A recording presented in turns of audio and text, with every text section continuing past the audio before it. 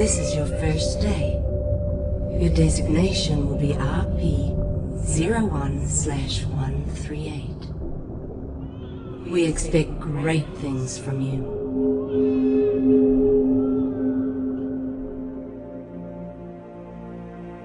You have been born into dangerous times. A sharp mind can be the key to survival.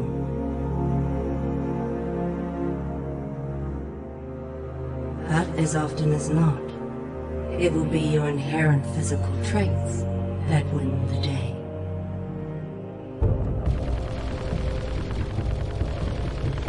And in this regard, you will be superior to your more common brethren.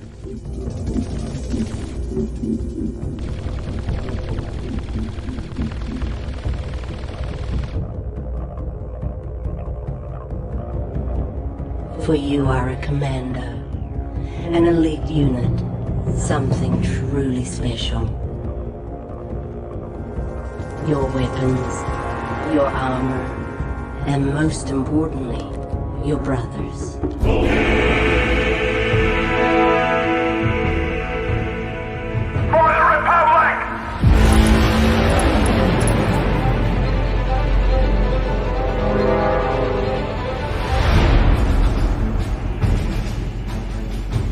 Men, listen up.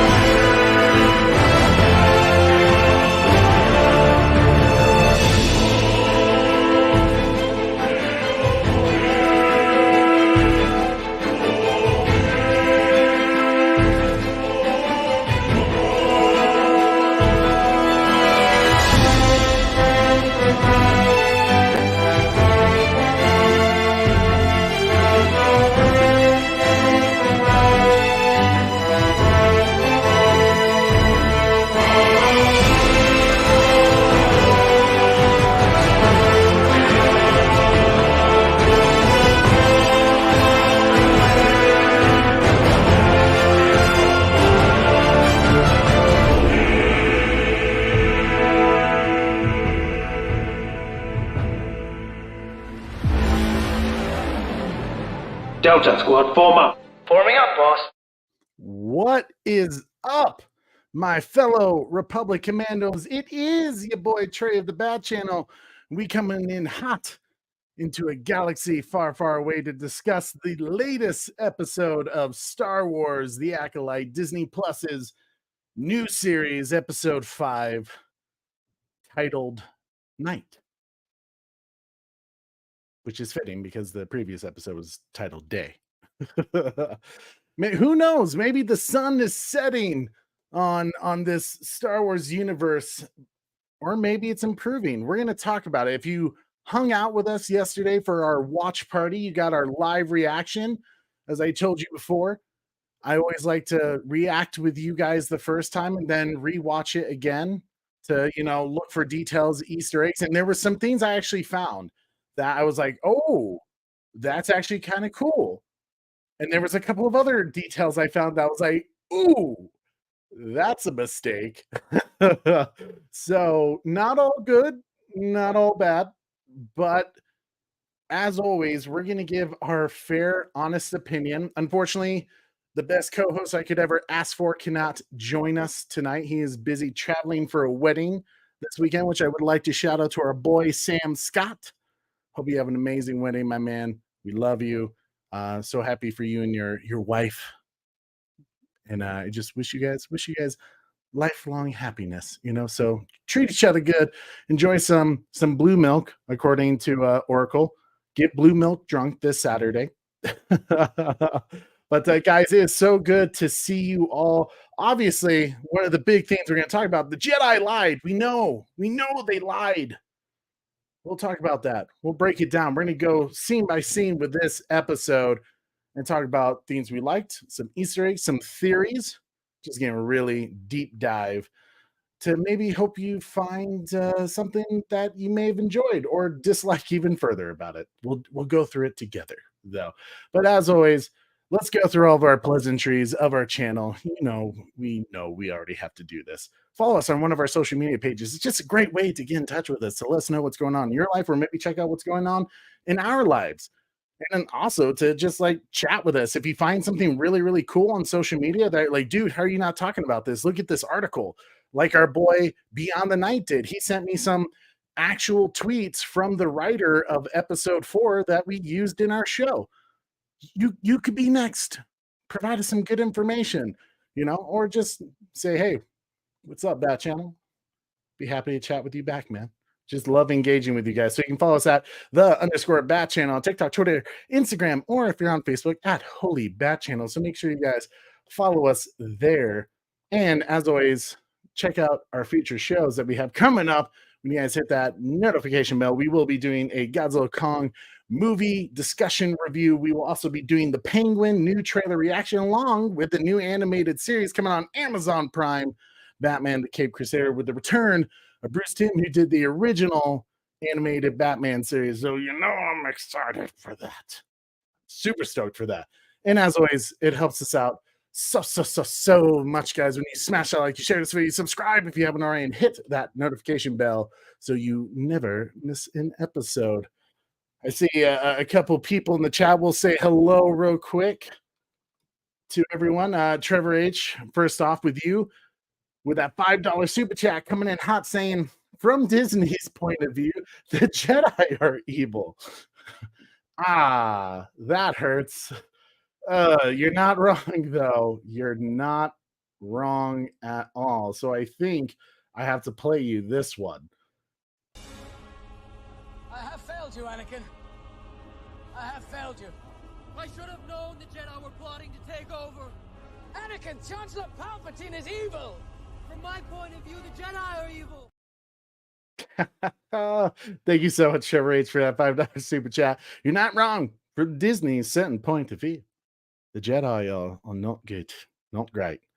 What is good versus evil? Who knows? That's a concept Disney does not understand, I guess, or they don't care for. Either way, makes for interesting storytelling. Maybe not. Thank you so much, Trevor H, for your $5 super chat. Appreciate you, brother. Hope you good. But let's go ahead and say hello to the rest of the family, the battalion, Oracle's Clock Tower. Hi, everybody. Red Hooded Outlaw, Beyond the Night, the Butler, the Batman Who Laughs, Carrie Kelly, Joker's Wild, 9 Lives in Hell in Here. Hello there. Dean Classified. Hope you're doing well, Dean. And of course, Atomic Kaiju, Akio Lee. It's good to see you, brother. And then our boy, Tim's Talk. Guys, if you have not checked out Tim's Talk's YouTube channel, just do it. He covers Star Wars. He covers a lot. Video game streams every now and then. Just do it. Check out Tim. Tim is a goat. He's a good dude. We need it. We need to get him on the show at some point. But guys, without further ado, let me bring out the good friend and a great co-host for that matter. He's been showing up, being there when Super Bro Corey doesn't even show up. Just kidding. Ladies and gentlemen, our boy, J. What's up? Ooh, I'm How you compact. doing? Oh, there you go. Yeah, there we go. You got to fix. See, this is what happens when Corey's not running the backstage stuff. I'm having lighting issues, so I'm improvising here. Hey, that works. How you been, dude? Oh, busy, man. This is the highlight of my day of these weeks. Right. And Yeah. spend time with you and the awesome battalion. Shout out to all you. You know I love you. You guys are great. Great taste, great interaction, great support and love. It's an honor all the time. Dude, well, you're too kind, my man. You're too kind. Getting you back with your two kindness. Hey, I'm excited to talk to you about this episode, actually, because, Koji, I think you're going to be surprised that of some of the things I say tonight and some of the things I found, because there's some things that I discovered that it didn't quite hit me the first time. I actually misread it. I was kind of like, ooh, that's crazy. I wonder, like, is this thing made of this? And I was wrong. After watching it again and seeing what exactly it did, I was like, oh, that's actually from Star Wars Legends. Like, okay. Ooh. I love your knowledge and history of the lore. It's because I'm there, but you're like there, So, dude, I'm excited to hear it. It's one of those things where, like, when you do these watch parties, like, I enjoy, like, reacting with everyone and giving us kind of that theatrical, like, group experience while we watch it. But sometimes you miss things, or it doesn't quite hit you because you're kind of focusing on who's commenting, who's doing all this. So that's kind of the unfortunate part of doing watch parties. But I'll never deny how much fun it is for you guys. I love watch parties, What's up, Batman's thoughts? Not caught up yet. Justice for Fives gave Godzilla feathers. You got to let it go, Batman. You got to let it go. But it's good to see you, brother. Guys, check out Batman's YouTube channel. You already know with our boy over there. And then, of course, Super Bro Corey saying, sorry, I can't join tonight. He's doing some Sith things. But it's good to see. I think y'all know my take. Yeah, after Corey's reaction, you probably caught on pretty close.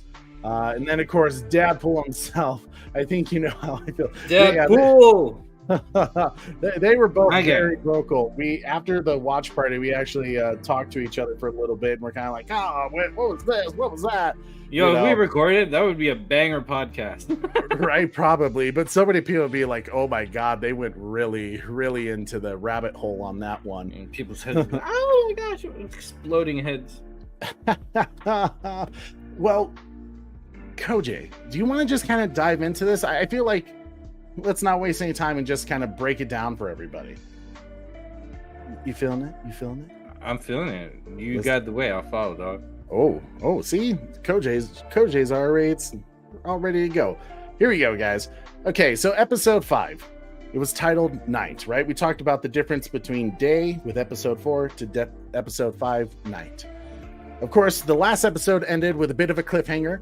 Our masked figure, our dark master, mystery man, showed up out of nowhere, floating down, and decided to brush Osho away like it was no big deal. And the Jedi attacked, but what do you know? This dude is able to force push them all and just knock them all out. Left us with an idea that possibly we were in for a very action-packed episode, which I'm glad to say it was. This was a very fast-paced episode. It was my favorite so far of these, if I was to pick one. Okay, so you would even say that out of all the 5 episodes we've seen so far, episode 5 is the strongest. Yeah, not for soul, but as a overall episode, I think it is the most enjoyable. I still wouldn't say strongest, though. Yeah, that's fair. And actually, even Joker's Wild says agreed. Yeah, he thought it was a stronger episode too. And you know what? I would say as well that it was a stronger episode, but that doesn't mean it was great, in my opinion. While I thought it was a better episode, to me that was easy to do, seeing how the first 4 episodes were kind of lackluster. Didn't really give us anything. There was some lore issues, there were some canon issues, but there was also a lot of storytelling issues. And while I felt the action was solid and better than most Star Wars stuff we've seen, especially when it comes to lightsaber battles, I think once again the story took a major back seat and in a way let this episode down. What could have been a great episode, it was let down with disappointing storytelling. Would you agree with that, Koji? Was there anything that like you were really kind of like just overall, without going too deep into it, they're like, oh yeah, we were almost there to greatness, but thing. I would say with the whole lightsaber battle, because right when it was getting to a moment where it was going to be great, they cut to another thing going on. You know, that is actually a major complaint. Yeah, it was. It's like they had all the talent, all the hard work and the choreography and performance to keep going, and it was like it just never hit that great peak, you know? It's like, okay, round 1, round 2, round 3, or whatever in the fight, but you only got half of round 1, a fourth of round 2, you know, a third of round 3. We didn't even see how the Sith, I'm gonna do that the whole time. I don't think he's a Sith. I'll get into that later. Okay. Like when he bounced from fighting Soul, like how did he evade Soul? Did Soul get knocked out? Did he do a like ninja vanish?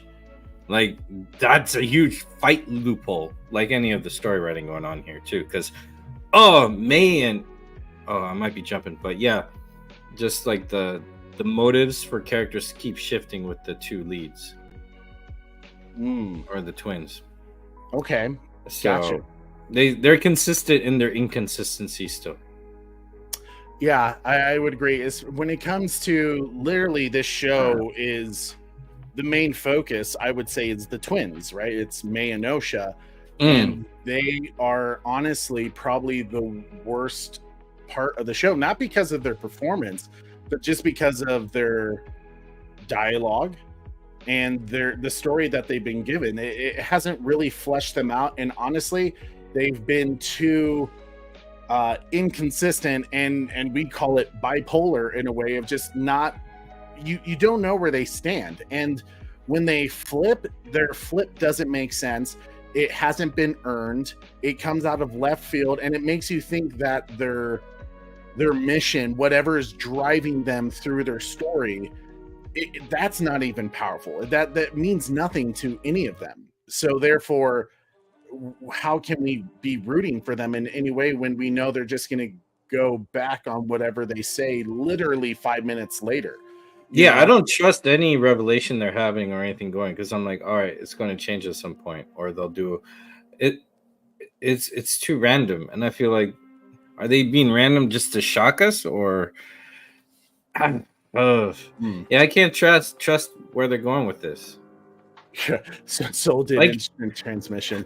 I feel like that. even Soul, he's like, maybe he's frustrated because he doesn't know where the story is going himself. Interesting. That's an interesting point. So let's go ahead and start, now that we kind of giving our overall generic thoughts. Let's go ahead and go into it. We start with Osha. She's waking up after being knocked out by this mysterious dark master of the Acolyte. And you could tell she's dazed, she's confused, but off in the distance she hears fighting going on with lightsabers, right? Some grunting, people screaming, dying. So she's gonna go searching for what's happened, since she's been knocked out. Here is one interesting Easter egg I noticed from this initial scene. They actually used, and I don't know if it was on purpose, but I have to think it is, because they used it multiple times to create kind of a motif of the dark side, the Sith. But they actually use Kylo Ren's theme, his melody. Bum, bum, bum, bum. I would be surprised if that helmet was like a little beta tested. Maybe they got that in props of like one of the helmets that they were going to use for Kylo Ren, and they're like, "Nah, let's go with it." Because sometimes they do make multiple props, and they're like, we'll go with this one. What are we going to do with these? Save it for later. So maybe it was a B-side to a Kylo Ren helmet. But yeah, I didn't notice that they played the same theme. That's cool. That's interesting. Yeah, he's very Kylo Ren-ish, just with more cojones. That's funny. If they're not willing to commit to the story, why should we? That's a great point, Dadpool. I think that's something that hopefully the writers understand, is that a lot of people, as we always said, and we were kind of talking about this after our show, is I think Disney's biggest issue, they keep using the shield of, oh, you're calling us woke because there's bigotry, there's sexism, there's racist in the fandom, when the truth is that's not the case at all.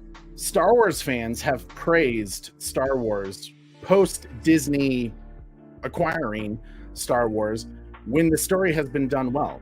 Mandalorian season 1, Mandalorian season 2, Andor has been praised, Bad Batch, Clone Wars. So there's not, the truth is the fans aren't, yes, there's a few bad apples out there, but to use a blanket statement on the entire fandom when the majority is kind of kicking and screaming saying, I'm not happy with what you're doing, it's not fair to use this easy fake shield to kind of point the finger back when truly it's about the writing, you know. Mm-hmm. So and we'll bring up points where I think they dropped the ball on writing, but great take, Dadpool.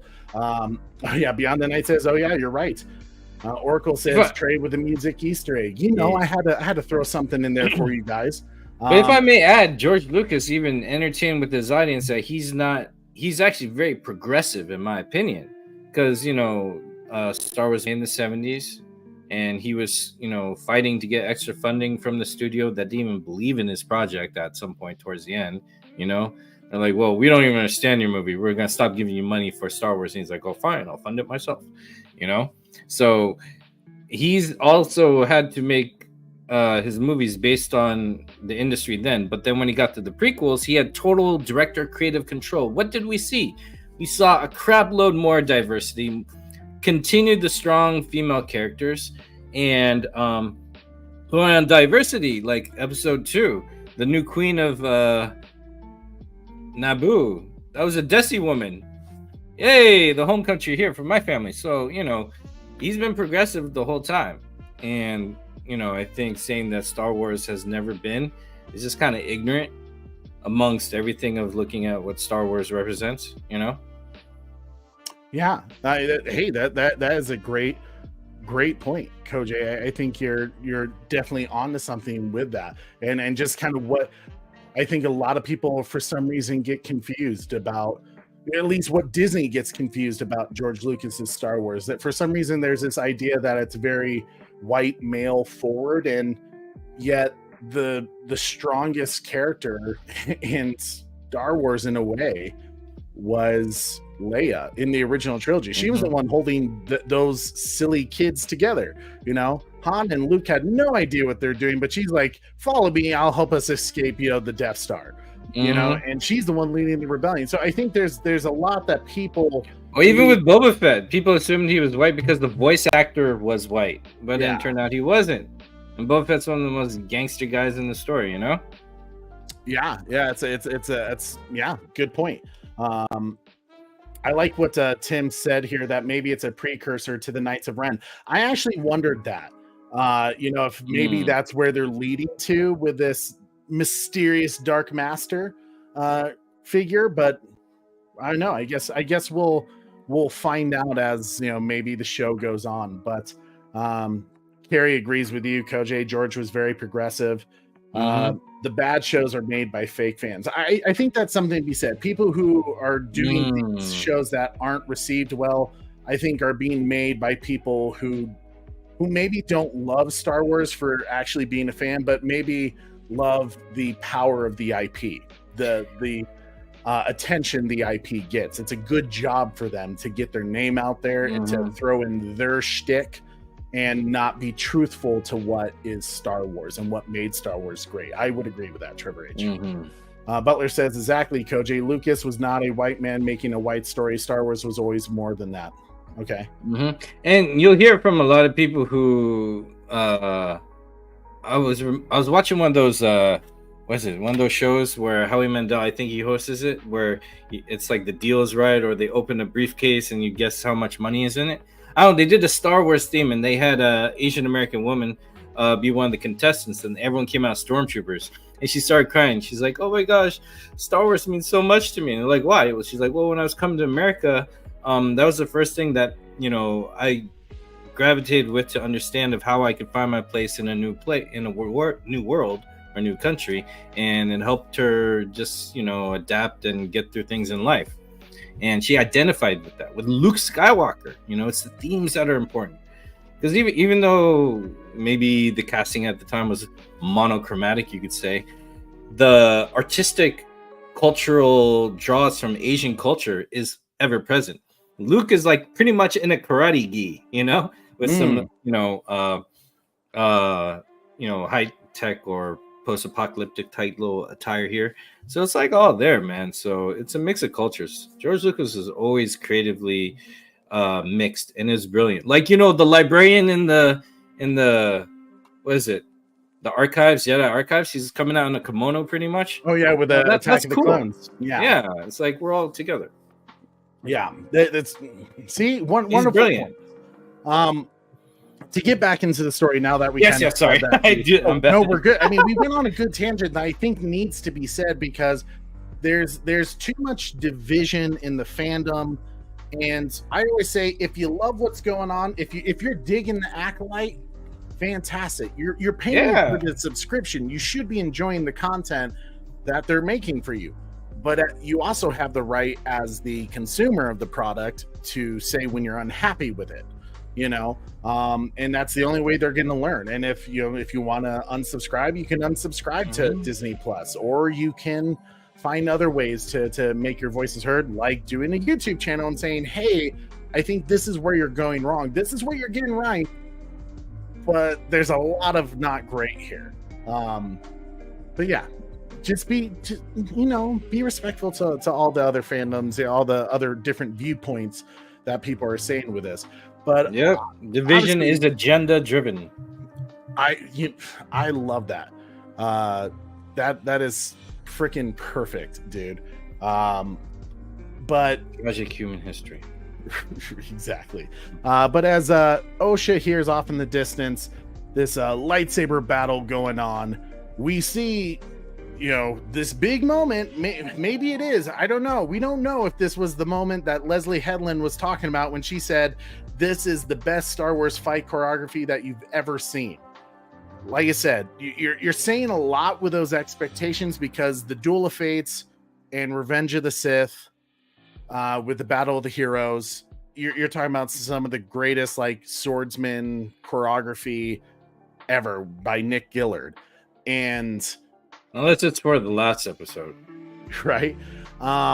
They're going to tease you to see the whole thing. maybe they're saving it. And you know what? I would be the first person to say that like they're probably saving the best battle, right? Like I don't think you save the best for the middle.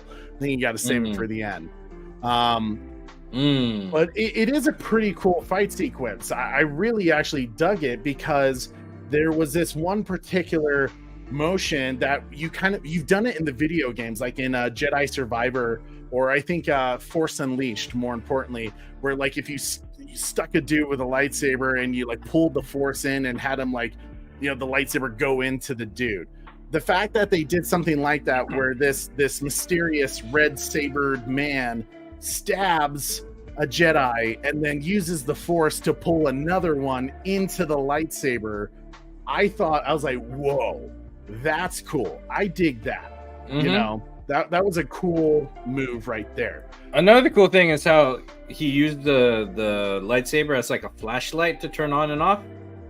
Because when he killed the Padawan, he's like, tish, tish, tish, like goes in and out and out. Yeah, he was even holding it to someone's head, like really stabbed him.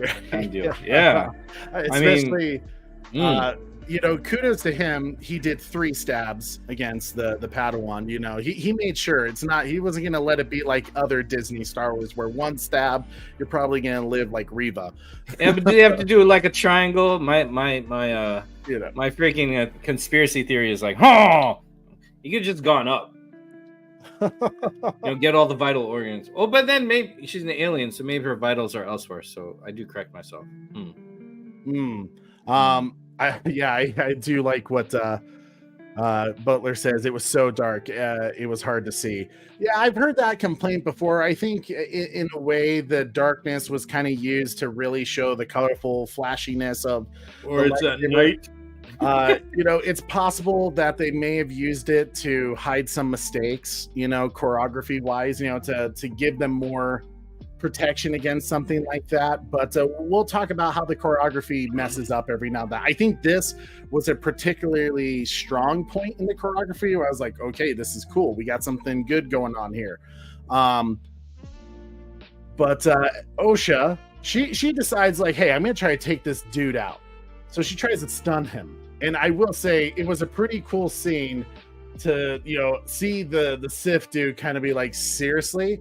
Did you really try to use that on me?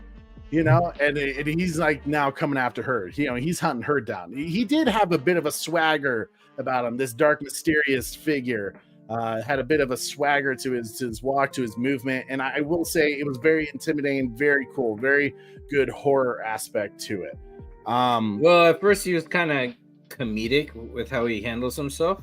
Usually, comedic actors have good timing with being like creepy. Like, remember Robin Williams when he had some antagonistic roles? He actually terrified me a few times, So, I'm interested in the actor, as being like a villain because I think he's carrying himself pretty well. Yeah, I would agree with that. Oh, and yes, Red Hood. I'm so glad you actually brought this up, dude. That helmet was able to explode lightsabers, to kind of make him shut down, right? To make him haywire. So if you notice in the watch party, this was actually one of the things I noticed. In the watch party, I was like, whoa, that's crazy. Is that like Beskar? Does he have a Beskar helmet? And then when I rewatched it, I noticed, I was like, no, that thing is like absorbing the energy and just like shocking it. It's like exploding it in a way. It's very like a conductive material. And it made me start to think, because weirdly enough, this book, Star Wars from the Legends, Darth Bane, The Path of Destruction, actually talks about a Catorsis mine, where it's basically this rare ore that can absorb energy like that and dissipate it like that. So it made me think, and this is something that's from Star Wars Legends, Knights of the Old Republic. It's used in a lot. I think even Cad Bane uses it in Clone Wars at one point. But if his helmet is made out of that, it explains why he was like willing to like go after it a little bit, but it was something that I didn't catch the first time, that after seeing how it really reacts, and I even looked up a couple of videos with Mandalorian to see how the Beskar metal reacted against the Blacksaber, or Acolyte, not Acolyte, sorry, when Ahsoka fights the one lady on that one planet who works with Thrawn. So to me, it was very clear they had a different reaction to each other. So I was like, oh well, dude, that must be Catorsis. So that's kind of cool that they've brought in that Star Wars Legends element into this show. So someone's paying attention. Whoever, maybe it's the one piece from Knights of the Old Republic, or the Legends in the books, that they were kind of like, oh, we got to find a way to make lightsabers kind of meet their match a bit. But I'm curious to see where they go more with it. I thought that was kind of a cool little Easter egg there. So definitely check that out sometime. If you haven't read the Darth Bane book, I highly recommend it. It's a really, really good one. But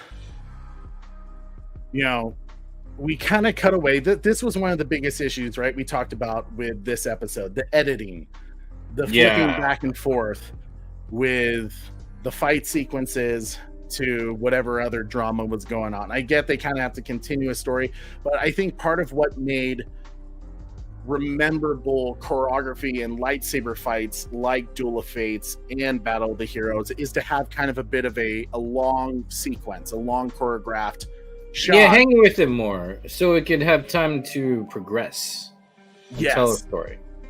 Exactly.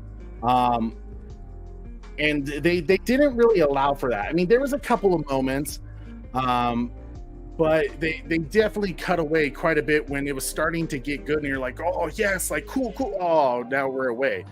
And I don't know if, to me, it almost felt like partly because they had to do a lot of takes. Like everyone couldn't handle that type of long sequence, that long choreograph.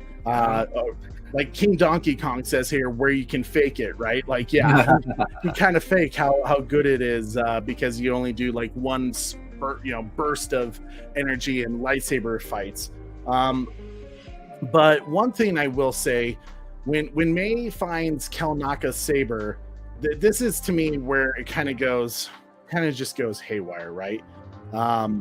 Because I get the sense she picks up Kelnaka's lightsaber because I do, based off what she has said recently, that she's loyal to her sister. I think she feels the need to go find and save her sister from the dude. Would you agree with that, Koj? No. Oh, okay. Why do you think she picks up Kelnaka's lightsaber? First off, I don't think she should have picked up his lightsaber at all. She was picking up to fight like the Padawan attacking her, right? Not yet, because she picks it up and she's about to leave, and then Jackie catches her. Okay. Jackie says, "I'm not worrying about this dude. We got like 8 Jedis on him, so we'll fight him, and I'm gonna go after our original mission, which was to arrest May." Yeah, I think she just needed the lightsaber because of her mission. I didn't get any idea that she wanted to use it against anyone, but she knew there was a battle. You know what I mean? Okay. So not so much to come to the aid of her sister, but you think she just picked it up for... Yeah, she needs it because there's a killer out there, the Jedi is out there, but I was just weird when she picked it up, so I couldn't absorb any more meaning because I thought she was going to turn herself in. Well, I mean, that certainly made it for a weird sequence, right? We do get when Soul finally meets face to face with the hooded figure, the masked man. It was interesting that Soul was immediately like to Yord, like, "Hey, get the civilian out of here." Like Osha shouldn't be here. I thought that was interesting. Do you think Soul did that for the mere fact to get Osha away from someone who maybe Soul was starting to get the idea with May that this dude knew what they did 16 years ago? So if he got Osha out of there, he could maybe keep the secret a little longer? I didn't think about that. But in the heat of the moment, I really believe Soul was just honestly trying to protect her. Okay. Yeah. I think Soul is... I think he's trying to figure out... I think, if anything, he's the most sincere character trying to help and figure out what's going on with whatever bones in the closet he has. Because I got a weird feeling he's got some bones in the closet. Yeah, it definitely seems like he does. And they kind of hint at that a little further. Especially with the confrontation when the guy got his helmet off. Which, why didn't he read him then? But we could get into that when we get there. Right. Butler says maybe she... But I think she did it out of self-defense. I need a weapon. I mean, she's a trained warrior, so we think. Oh, I get what you're saying. Going upon maybe the path of the Sith. Yeah. When shit goes crazy, you want to get your most reliable tool, a better one than a lightsaber. Okay. So I didn't think much of it. I thought it was defensive reaction. Okay. Butler was saying maybe she feared for her life. And that's certainly possible because even Kamir said, when she trapped him, that he'll kill you for this. We'll see where that leads, right? But I will say one of the coolest moments. I don't think it was executed perfectly, but to me, it was still a very cool scene. I did like kind of that samurai element, cutting the bamboo, and then seconds later, after putting the sword away, the bamboo. Yeah, the fact that they did that after this this masked figure throws his lightsaber and Soul stops it from hitting Osha. You get the same effect with the trees. I was like, okay, that once again, that's a cool moment. That was a strong point right there. But and of course, they have to leave us with opening credit there. But the injured Yord escorts Osha to the ship, and the masked figure says, "You don't remember me." So clearly, these two have met each other before at some point. And Soul says he does sense something familiar about the masked man. Where, Koji, if you had to theorize, where do you think these two have met? Do you think maybe this masked figure was a former Padawan of Soul's? Or maybe 16 years ago, he was on the planet with the witches? I get a vibe that they were friends. I don't know why. Because if they were close, I don't know. It's hard to read because it's kind of... I'm like, is there really any thought put behind the stuff, given the track record of what we've seen that led up to this stuff? I don't know if they're just swinging at nothing, but I don't know. I have trust issues when they do something shocking. At this point, it was episode 5. We've had so many, random U-turns or 180s that characters do. So I'm apprehensive at whenever there's like a shocking moment. And I just blame the previous episodes for that. So it could be anything, Padawan. So Debso says, or maybe he's an ex-lover. That's an interesting theory, huh? I'm not even sure what to think about that. Yeah, that's why it makes sense. Yeah, right. Yeah, no, for real. It can be a Debso- lot of things, but they do have some familiarity. If they do, that can make sense why Soul didn't scan him when this helmet's off.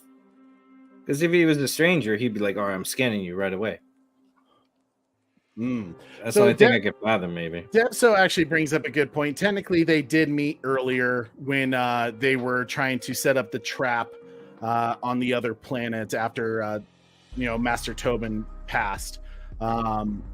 Or killed himself, I guess you'd say. He said, he was sort of interrogated. So that could be where the familiarness is, but I still feel like there's something else to it. I don't think it's because they locked eyes like a little deeper, Yeah, I feel like there's something else going on there that wasn't simply, hey, we met at the shop, you know who I am, because it seems to me that this dude knows him from simply, the fact that he sought out May and sent her on this mission to wipe out these 4 especially. I feel like there's something more to that. Why would he choose this mission specifically? Yes, it's a little personal to Osha, but there still feels like there's something deeper there than just meeting at a shop earlier, even though it was him all along, kind of thing. Yeah. So why didn't they have that at the shop that moment? Yeah. So as they have this moment now, it's like, oh, it's you. Yeah, right. It doesn't sync up again. Yeah. So we do get the part that you and I were talking about that was a bit frustrating in terms of the story, which was Jackie intercepts May and they have their little quarrel, their little fight going on. And it's a pretty cool hand-to-hand combat kind of scene going on. Yeah, it is. My biggest issue with it is in the previous episode, May says that she's going to surrender herself to, yes, granted, she says Kelnaka, but she says she's going to surrender herself to the Jedi, and she's willing to get arrested, Now, Jackie finds her, and Jackie's just going to arrest her. Jackie's not going to kill her. She's a Jedi, But May immediately turns that around, and she's throwing knives at her. We know how deadly May is with a knife. She killed the first Jedi Master with it. Now all of a sudden it's like, okay, what was that whole like, hey, I'll surrender myself to the Jedi, and it's because I'm loyal to my sister. And now she's trying to kill Jackie. What was your thoughts about that immediate turn from, okay, now I'm going to kill this Padawan? Oh, dude, I was angry because I'm like, oh man, the motive. It's like, if you're going to turn yourself in, you was like, wait, stop. I'm turning myself in, We see situations where characters take a turn and leave, or they're like, want to join the other side. They're like, hey, don't shoot. I'm putting my weapon down. Arrest me. I'm going on your side or whatever. She could have done that. but instead she decided to fight with a weapon that could result in killing someone that you were going to surrender to and join the side of your sister. That just didn't make sense to me. Yeah. I mean, it just like, I think this is literally the 5th turn she's had like within 3 episodes. Is she for Osha? Is she not? She's trying to kill the Jedi.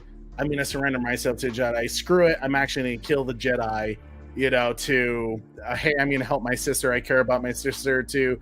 I hate my sister again. I'm going to go kill the Jedi to prove a point.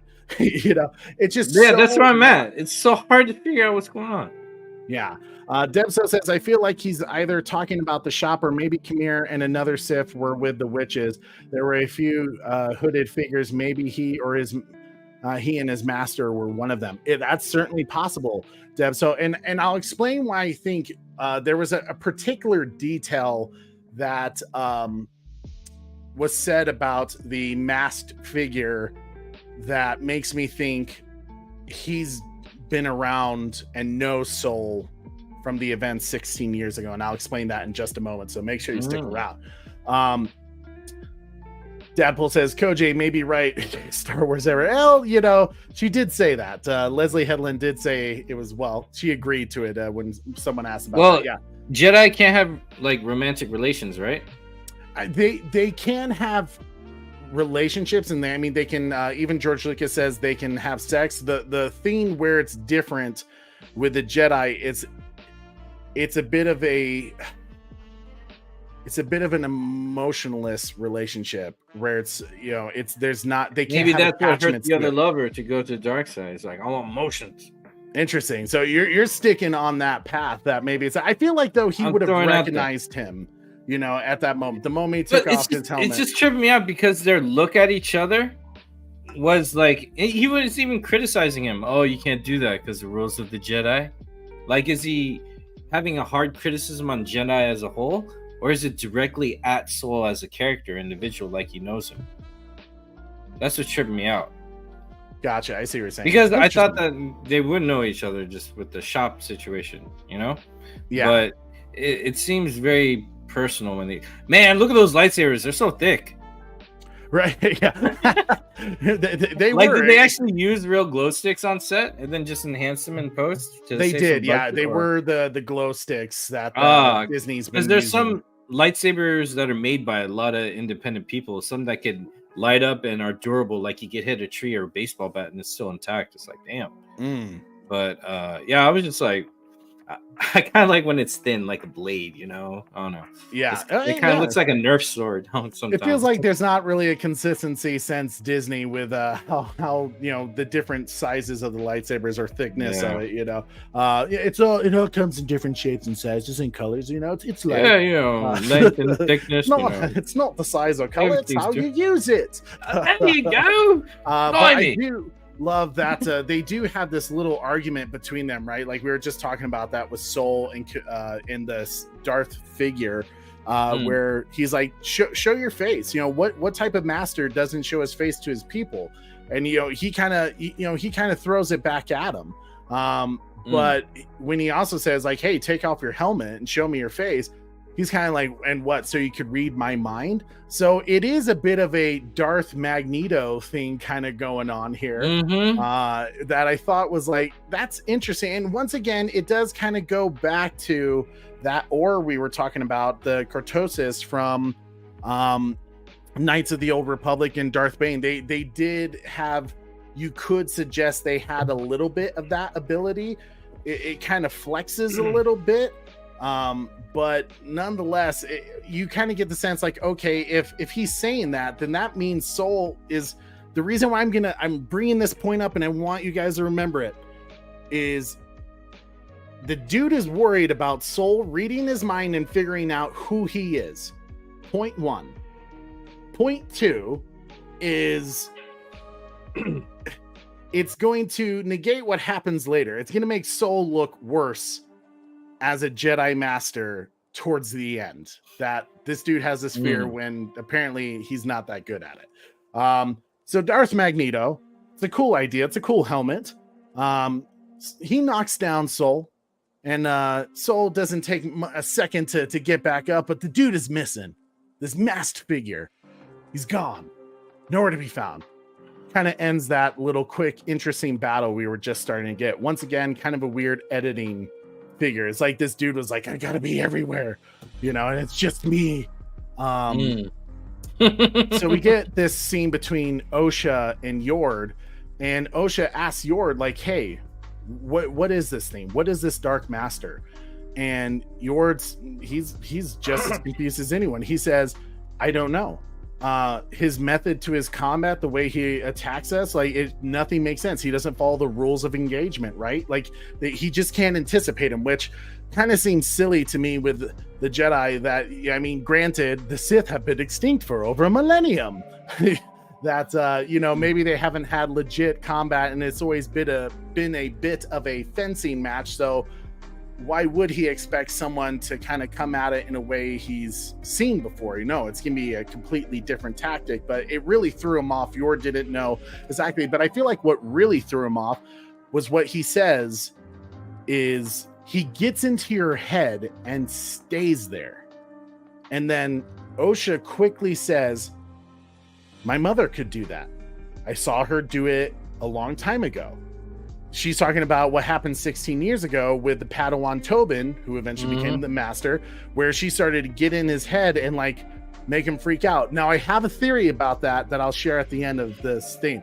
But because she says, my first theory, because she says that my mother could do that, it makes me wonder if this dude was not trained by the witches in some way, and if he was not there 16 years ago, because he has this same ability as their mother, her mother seemed to be one of the most powerful thread users of that group. What's your thoughts on that? When you heard that, Koj, what did you think when she was like, Yord was like, he gets into your head and he stays there. He's messing with your mind. Two things. One, either she's familiar with the technique because her mother did that, so she's more aware of it to be prepared for it. Or two, he has some connection with them. Or he's like, or maybe the witches and him are close to the Sith, but they're not the Sith. But they know similar techniques. I don't know. I'm still thinking that they're not Sith. They're Sith wannabes. But it could also be bad writing to try and throw it off. It's like, oh, it's a mom, just to have the thing. But you already saw by their bling, they had chiseled man arms, But okay, yeah, I think it would just be, if I was to assume that they know what they're doing with what their story they're telling, it would be that she's familiar with just the techniques of the dark side or whatever, and maybe that's a precursor to what's going to happen, because she's going to be with the guy the rest episodes, so she'll be maybe a step ahead of whatever tactics he does on her. With either he's going to attack her or train her, so she's already familiar with the ways that he might behave around her. Maybe that was a foreshadow of like, oh, I know what you're up to, and then through her conversation with him, we'll figure out more of that. At the same time, I'm also, don't think too hard, Koj. You've seen how this is written. You've seen the U-turns. I like that. So because the writing has been lackluster, kind of unsurprising that we should expect, maybe we're giving too much credit here, that they're not really coming up with a great idea. That's kind of funny. And if they're watching the show, they're like, dang, maybe we should have these people in pre-production start writing it down. That's a good idea. Now, Carrie Kelly right here. This other thing too, that the mother is the master and he is the apprentice. What does Vader do when he's out on the field away from Palpatine? He's recruiting Anakin, not recruit Anakin. He already did that. He's trying to recruit Luke. Yeah. He had an apprentice of his own. You know that you remember that video game, The Force? Oh yeah, you're talking about Star Killer. Yeah, they did Yeah. kind of. So if I mean, even though that wasn't canon, there was always kind of that idea that maybe Darth Vader was looking for the apprentice that was going to help him take out the Emperor. You know, there was because the rule of two, it's still two. Like when Dooku was talking to Obi-Wan, saying, "Join me, we can overthrow the Sith Lord." And Masad Ventress from Clone Wars that he had. Exactly. And Dooku, if he got his way with Obi-Wan, then Obi-Wan would be the apprentice, Dooku would be the master, overthrowing Palpatine, and then that's how that too survives and enhances and elevates in the Sith, you know? So, Darth Maul had a brother too. So it's still the rule of two, because the apprentice's goal is to overthrow the master. So if they can find an apprentice of their own, they might have enough power to overthrow the master to therefore become the master. It's still a rule of two.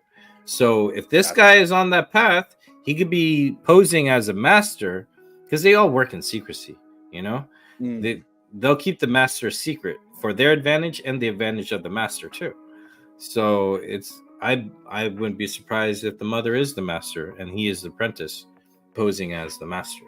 It would be an interesting theory, and Corey says, or Dadpool says for Super Bro Corey, says the witches of Dath were connected to the Sith. So Corey's saying that because this other coven of witches, that this dude probably didn't belong to them, but maybe he belongs to the witches of Dathomir, if I'm making sense of that, Super Bro, because the Dathomir witches had a little bit more connections and team up with the Sith because of Count Dooku and stuff like that. It's an interesting thought. They didn't believe in the thread or the Force. They actually use like dark magic, so that's a little bit of the difference between them. But Debso says, I wonder if the witches had some sort of deal with the Sith that was kept secret from the Jedi. Possibly. It could have been how they found the planet, right, to have the protection they needed for some point. I don't know. It's an intriguing thought. Joker's Wild says, I could see that. And eventually Darth Maul's brother. Yep. Oh, you brought up Asajj Ventress real quick.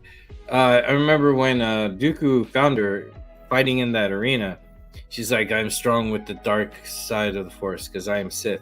And he laughs. He's like, haha, bold claim. And he says something like, you move like the Sith, fight like the Sith, but these things can be imitated, but you are not a Sith. I sense much fear in you. Sorry, I love that scene. That's a great point, because that could be, maybe that's how I think this dude's imitating it.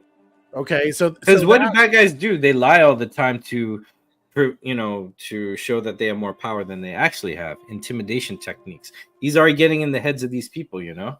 So I still believe he's not Sith for the continuity. He's just a liar. Okay. Interesting thought for sure. Let's go back to Jackie real quick. She, after handcuffing May, she's able to reclaim Master Kelnaka's saber. And it's at this moment, that's when the Dark Master, after he disappeared fighting Soul, he ambushes Jackie. And, it's kind of an interesting scene, because we're getting this, he's kind of playing with Jackie, I guess you could say. And also with May, kind of saying, like, you should learn something from her. She's loyal, and unlike you, you're a piece of crap, basically. And we get this really cool dual wielding scene. Jackie's actually that was pretty dope. Which to me was kind of interesting. Like, in a way, it almost didn't make sense. I couldn't tell, like, if this Dark Master was just kind of toying with her, or she was actually putting up a good fight, because it looked like she got a good couple of hits, and like almost to the point where I would say she got in a few better hits than even Yord or Soul. So I was kind of like, wow, that's intriguing. She's just very gifted with the sword, apparently, with the saber. I don't know though. I do feel like that was another strong point. Their fight choreography was something that was kind of like, okay, not bad. We're still doing some pretty interesting stuff here. I think Jackie could have possibly been a really great, formidable Jedi, and her potential peaked at that moment.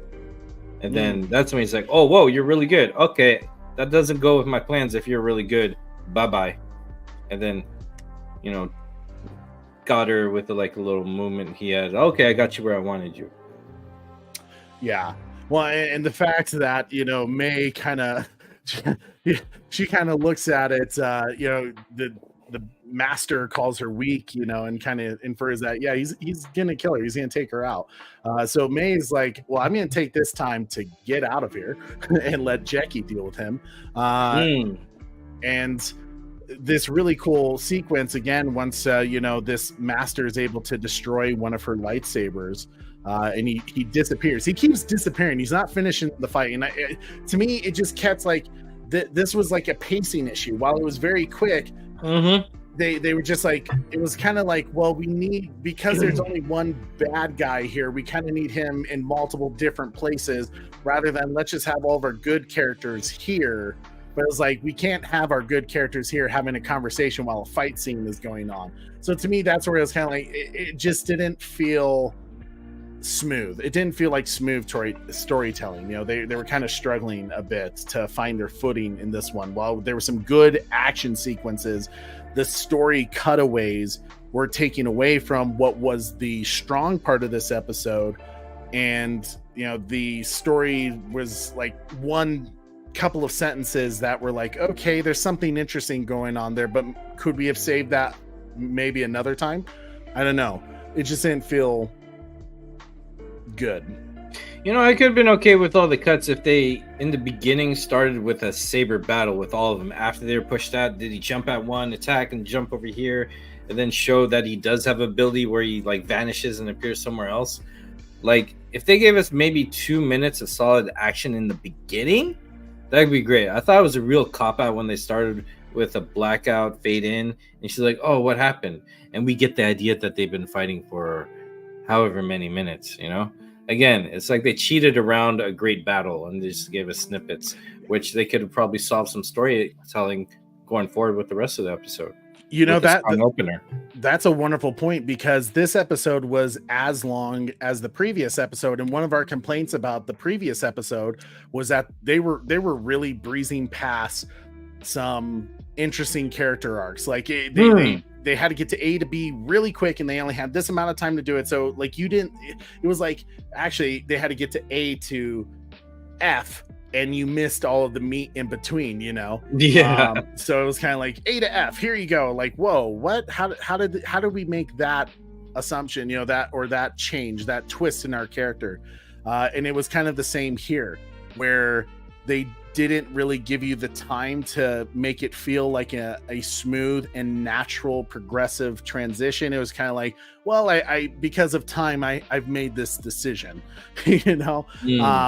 And I just, once again, I think that's where, while the action was solid, the story lacked in those particular pacing spots. Oh yeah, Oracle says they wish they didn't kill her. Yeah, Jackie was cool. I thought she was a strong point in the show, which is sad. I was okay that they got rid of Yord. Great point. Definitely jumping. It felt all over the place. Yeah, there's some issues going on for sure. But we do kind of see, while May is in the middle of the forest, you know, trying to get away from this dude, we see what the master has been able to do, you know, manipulate and kind of twist their minds, right, to get inside it. And you see he's kind of taunting her, you coward, you betrayed me, I'm coming for you. But Soul is able to jump in and protect May from this fight, and we get this crazy scene of Jackie and Soul going after this dude. That once again, this is where I feel like maybe they didn't need to, like, the master didn't need to leave Jackie, you know, to go after May. May should have just been stuck there trying to get, you know, keep the scene all one there. But it felt like they had to get away, but we just ended up being in a natural place anyways, you know, with Soul showing up. So I don't know, it's just one of those editing points where I kind of go, what was the purpose of that? That didn't make much sense. We just kind of ended up in a place that would have been easier storytelling to just say Soul showed up to stop the, you know, master from killing May, you know, and having to battle right there to keep the scene going a little bit rather than jumping back and forth. I don't know. But during this time, May Force calls Osha. They have that connection, right? Because they're twins. But we get this hand-to-hand combat scene. And I know Super Bro Corey doesn't like it, but me personally, I kind of enjoyed it because to me, it does kind of go back to those types of films like Bruce Lee films or Enter the Dragon kind of thing. What did you think about that particular choreography of switching between saber fights and hand-to-hand combat, Koj? I love hand-to-hand combat. I just think it was it should have been briefer and then get the saber. I think they spent too much time on it, and yeah, I have no problem. It didn't really make or break it. I just preferred more lightsaber stuff because that's between any lightsaber battle, that's how you win, you know. Yeah, I think the hand-to-hand combat was cool, but maybe that was to save on the lightsaber budget. What's up, Captain? I think they should have got the lightsabers quicker. I mean, I didn't mind the hand-to-hand combat. It was good. I just think it went on too long, if I was going to be critical, which I am. So it wasn't bad. It didn't ruin it too much because already at this point I was like, I was expecting more lightsabers. And now you're going to, at this point, show us more no lightsabers, but continue the fighting. I just took it as another cheat, a little lazy way to go about it. But it wasn't horrible. Yeah. Interesting. Debso's heading out. Debso, have a great night. Dude, thank you so much for stopping by. Appreciate seeing your comments. Appreciate your compliment as well. Thank you so much. That really means a lot. And looking forward to seeing you on all of our future Star Wars shows. And hey, I know if you're leaving now, return and watch the rest and leave us your thoughts, your comments about maybe where you think episode 6 is going to go, or your theories. Love to hear from it. But Debso, have a wonderful night. We'll see you later. Yeah, Crazy Craig Rowan says the hand-to-hand combat was pretty cool. I thought it was too, and I do like seeing the multiple different fighting techniques. You know, they're just trying to find a way to take this guy down, and it just shows how powerful this guy is because he took out a group of Jedis on his own single-handedly, and you see that not only is he strong with the Force, but he's also really strong fighting skills wise. You know, he's able to take them on lightsaber. He's able to take them on hand-to-hand combat. You know, he's not afraid to go after him. And that's what made his character intimidating, you know, and I appreciated that. Yeah, I like that because they do have those hand-to-hand skills, and I am not hating it at all. I've seen Mace Windu in the Clone Wars, the first one, him going hand-to-hand on just a bunch of battle droids, and then as soon as you saw lightsaber, there you go. But I still think it went too long because you could do combo force push, combo force push, you know, or combo force push. And don't worry, Super Corey, with the hand-to-hand combat, the co-watch parties planned up ahead, got you covered. But yeah, I just felt it was not too well awareness. I think I didn't hate it. I just felt it went a little too long. There should have been some force action with the hand-to-hand combat because that's usually what they do. When I don't have the weapon, force push, where's my weapon? Okay, so switch it up a little bit. It's good, but it came off a little too amateur for me. I was like, wait, come on now. Okay, that's fair. But, you know, Jackie now gets in a place where she's taking him on one-on-one. And once again, she's putting up a damn good fight. But, of course, she's messing with the big bad here. And they gotta push Soul on the edge, right? You can tell he's trying to push Soul to be something that the Jedi are not. And when he stabs Jackie multiple times, not gonna do the Disney rule of one stab, survive. He's gonna go bish, bish, bish. I thought that was cool. And of course we get the crazy reveal. Oh my God, it was the one thing we said. If this is the reveal, this is a bit of a disappointment because it's like one of those things. It's so obvious that there's no way they're going to be that dumb to like do it, or you know they're not going to like. Usually it's something crazier, like where you go, oh. But the fact he took off his helmet and we were all kind of like, seriously, did we just like do this, dude? Now I will say, while it wasn't, the impact of the reveal was not great. It didn't hit its mark. I will still say the actor played a very interesting evil dude. I can't quite. I like him better as an evil dude than this non-motive, nonchalant dude who's on with me on a mission. He does carry himself well as a villain, I say. Right? It was kind of like, you know, the act of playing you know, kind of this weird, I don't know, just kind of chill dude to now I'm this dark, you know, hunting machine, you know, I'm coming after you, this shark in the water, you know. It's kind of like the original Jar Jar Binks plan, you know. Hey, I'm a goofy guy. No, I'm a Sith. Yeah, I mean, it's just one of those. Super Bro Corey says, how is Jeki a better fighter against May than Jedi Trinity?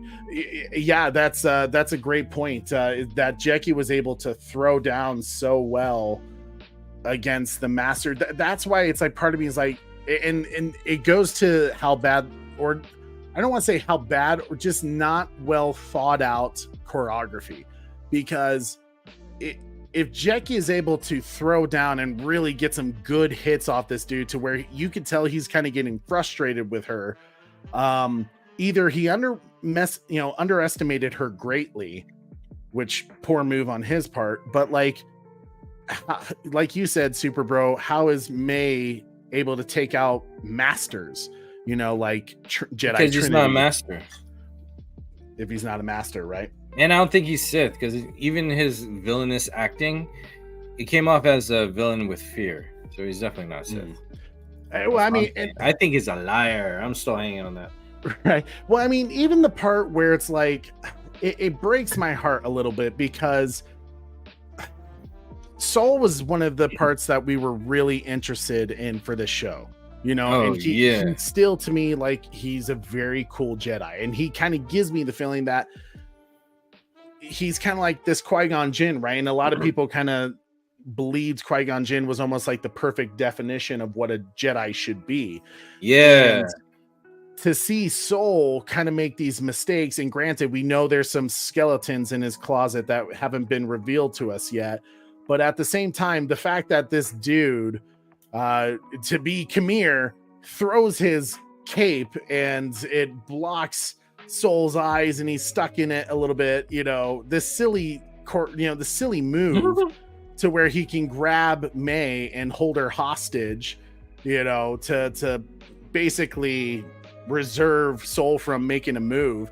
It just made Soul look kind of silly. Like, seriously, aren't Jedis supposed to have good reflexes, that if the dude threw his cape at him, he would just use the Force to push it away and be like, whatever?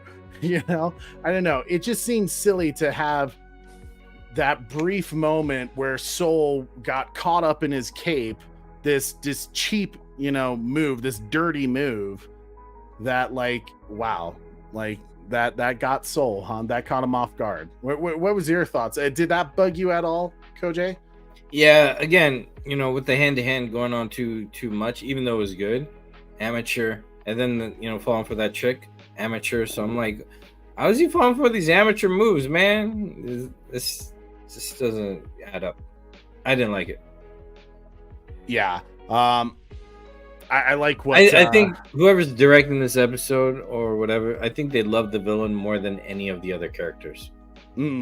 Yeah, I like what's up, Kingdom of the Nerds. Good to see you, buddy. Hope you're doing well. I like what Beyond the Night says here. The inconsistency. I think that's the thing. You can't show Soul as a really good martial artist, like good combat fighter, hand to hand. He's almost ahead of them. You know, they're not really, like, someone like May is not able to get a good hit on him in the episode 2. And then you have something silly like that. It just shows the inconsistency that Beyond the Night was talking about. That's like, how would he fall for that? You know, when he's already ready, he's prepared that this guy is gonna do some. He's clearly doing techniques that are no Jedi, right? Like, you're not a Jedi. You have the techniques, but you're not like this, and he's falling for it. It just, there's moments where it's like Soul is awesome, and he's also an idiot, and that inconsistency just that's painful. Yeah, it is painful, because it would be so exciting if they were two brilliant combatants testing their skill and emotions in the thing, rather than one getting the one up on one in, you know, the very simple, like, I threw dirt in your eyes. Ha ha ha ha.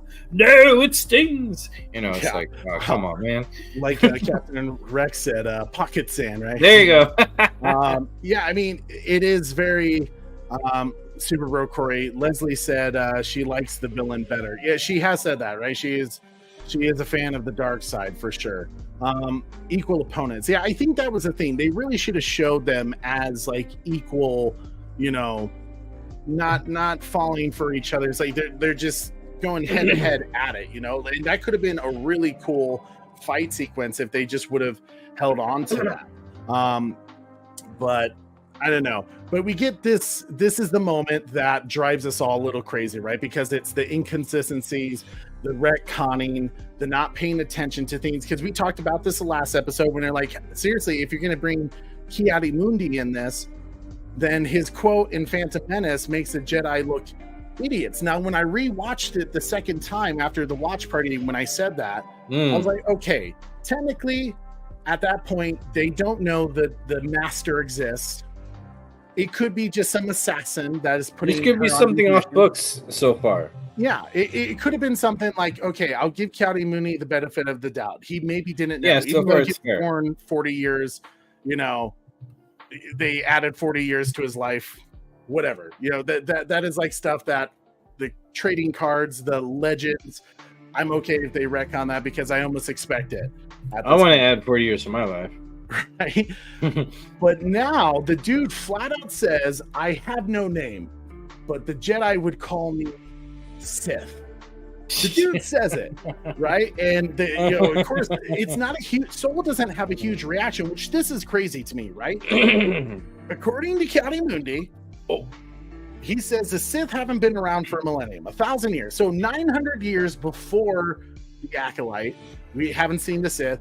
So you would think when the dude said, I am a Sith, Soul would have been like, what? How is that possible? Who is your master? Where did you come from? There would be a reaction from Soul. But instead was, why risk your discovery? And he does this swagger thing. And, you know, I'll give it to him. It was cool. It's just like, hey, at least I wore a mask. Like, okay, like, I don't think that's exactly what he was asking you. What if they do this to us, man? What if they do this to us? What if he's like, what's a Sith? And then he goes back, talks to Ki-Adi-Mundi, and he's like, this guy said he was a Sith. And then Ki-Adi-Mundi says, that's impossible. They haven't been seen over a millennia. I don't believe you. Well, now we know Ki-Adi-Mundi has like Ki-Adi-Mundi, he's just in doubt the whole time. He's like, impossible. So let's see. Echo he like doesn't even believe the Sith that killed Qui-Gon. Probably is like, it's impossible. He didn't get killed. Impossible. It's not Sith. It's probably another Acolyte. Echo Base Network. First off, welcome, good sir. Hope you're doing well. Echo Base Network says, I agree about some inconsistency with Soul. Where was he at the beginning of the episode when the other Jedi were getting ran through? Some good fighting, though. I agree. Like, yeah, we were talking about that too, where like, if there's one thing to praise about this particular episode, I thought the action was solid, but the story is still lacking in a lot of areas. So I'm glad to have you here. That's a great point. Yeah, what if Soul's just watching and he sees something crazy like, oh, not yet. Okay, I'm going to come. Whoa, that's right, yeah. So Echo Bay says, I'm guessing Soul doesn't get the word back to Ki-Adi-Mundi. You? Well, see, this is the thing. If Soul's first reaction is not to get back on the ship and update the High Council to be like, hey, I've lost all my reinforcements. It's literally just me and Osha. The civilian. Osha. You know, the civilian. It's just me. Like, I've lost all my people. If he doesn't like go back and like immediately update. Did the mongoose make it? Or the ferret? Oh, Bazil? Yeah, he did. Yeah, which we'll talk about that in just a moment, because this is where it gets more ridiculous, right?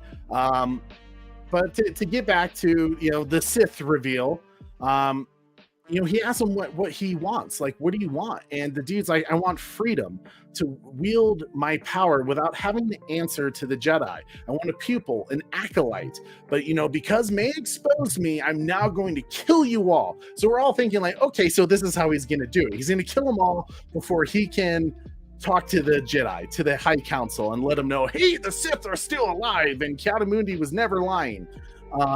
First off,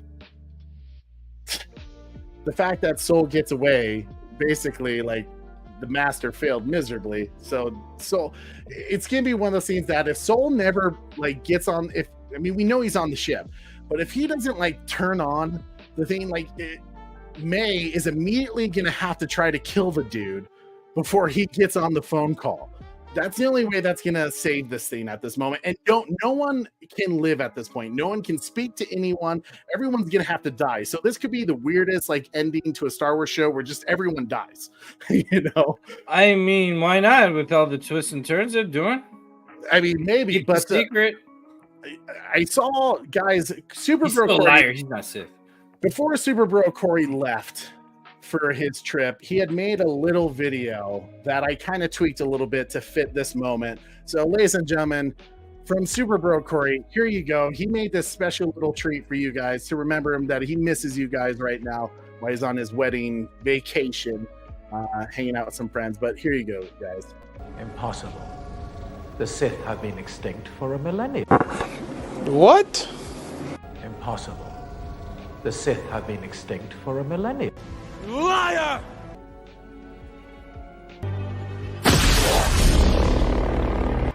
I have no name, but a Jedi like you might call me Sith.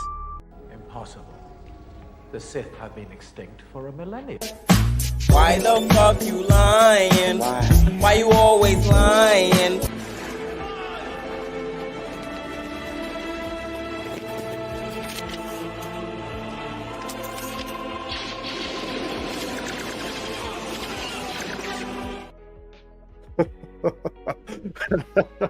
Why you always lying, Kiari? Yo, that took me back, my days in junior high school. So. Right. Man, a lot of people seem to be liking that. That is fantastic. Why you always lying?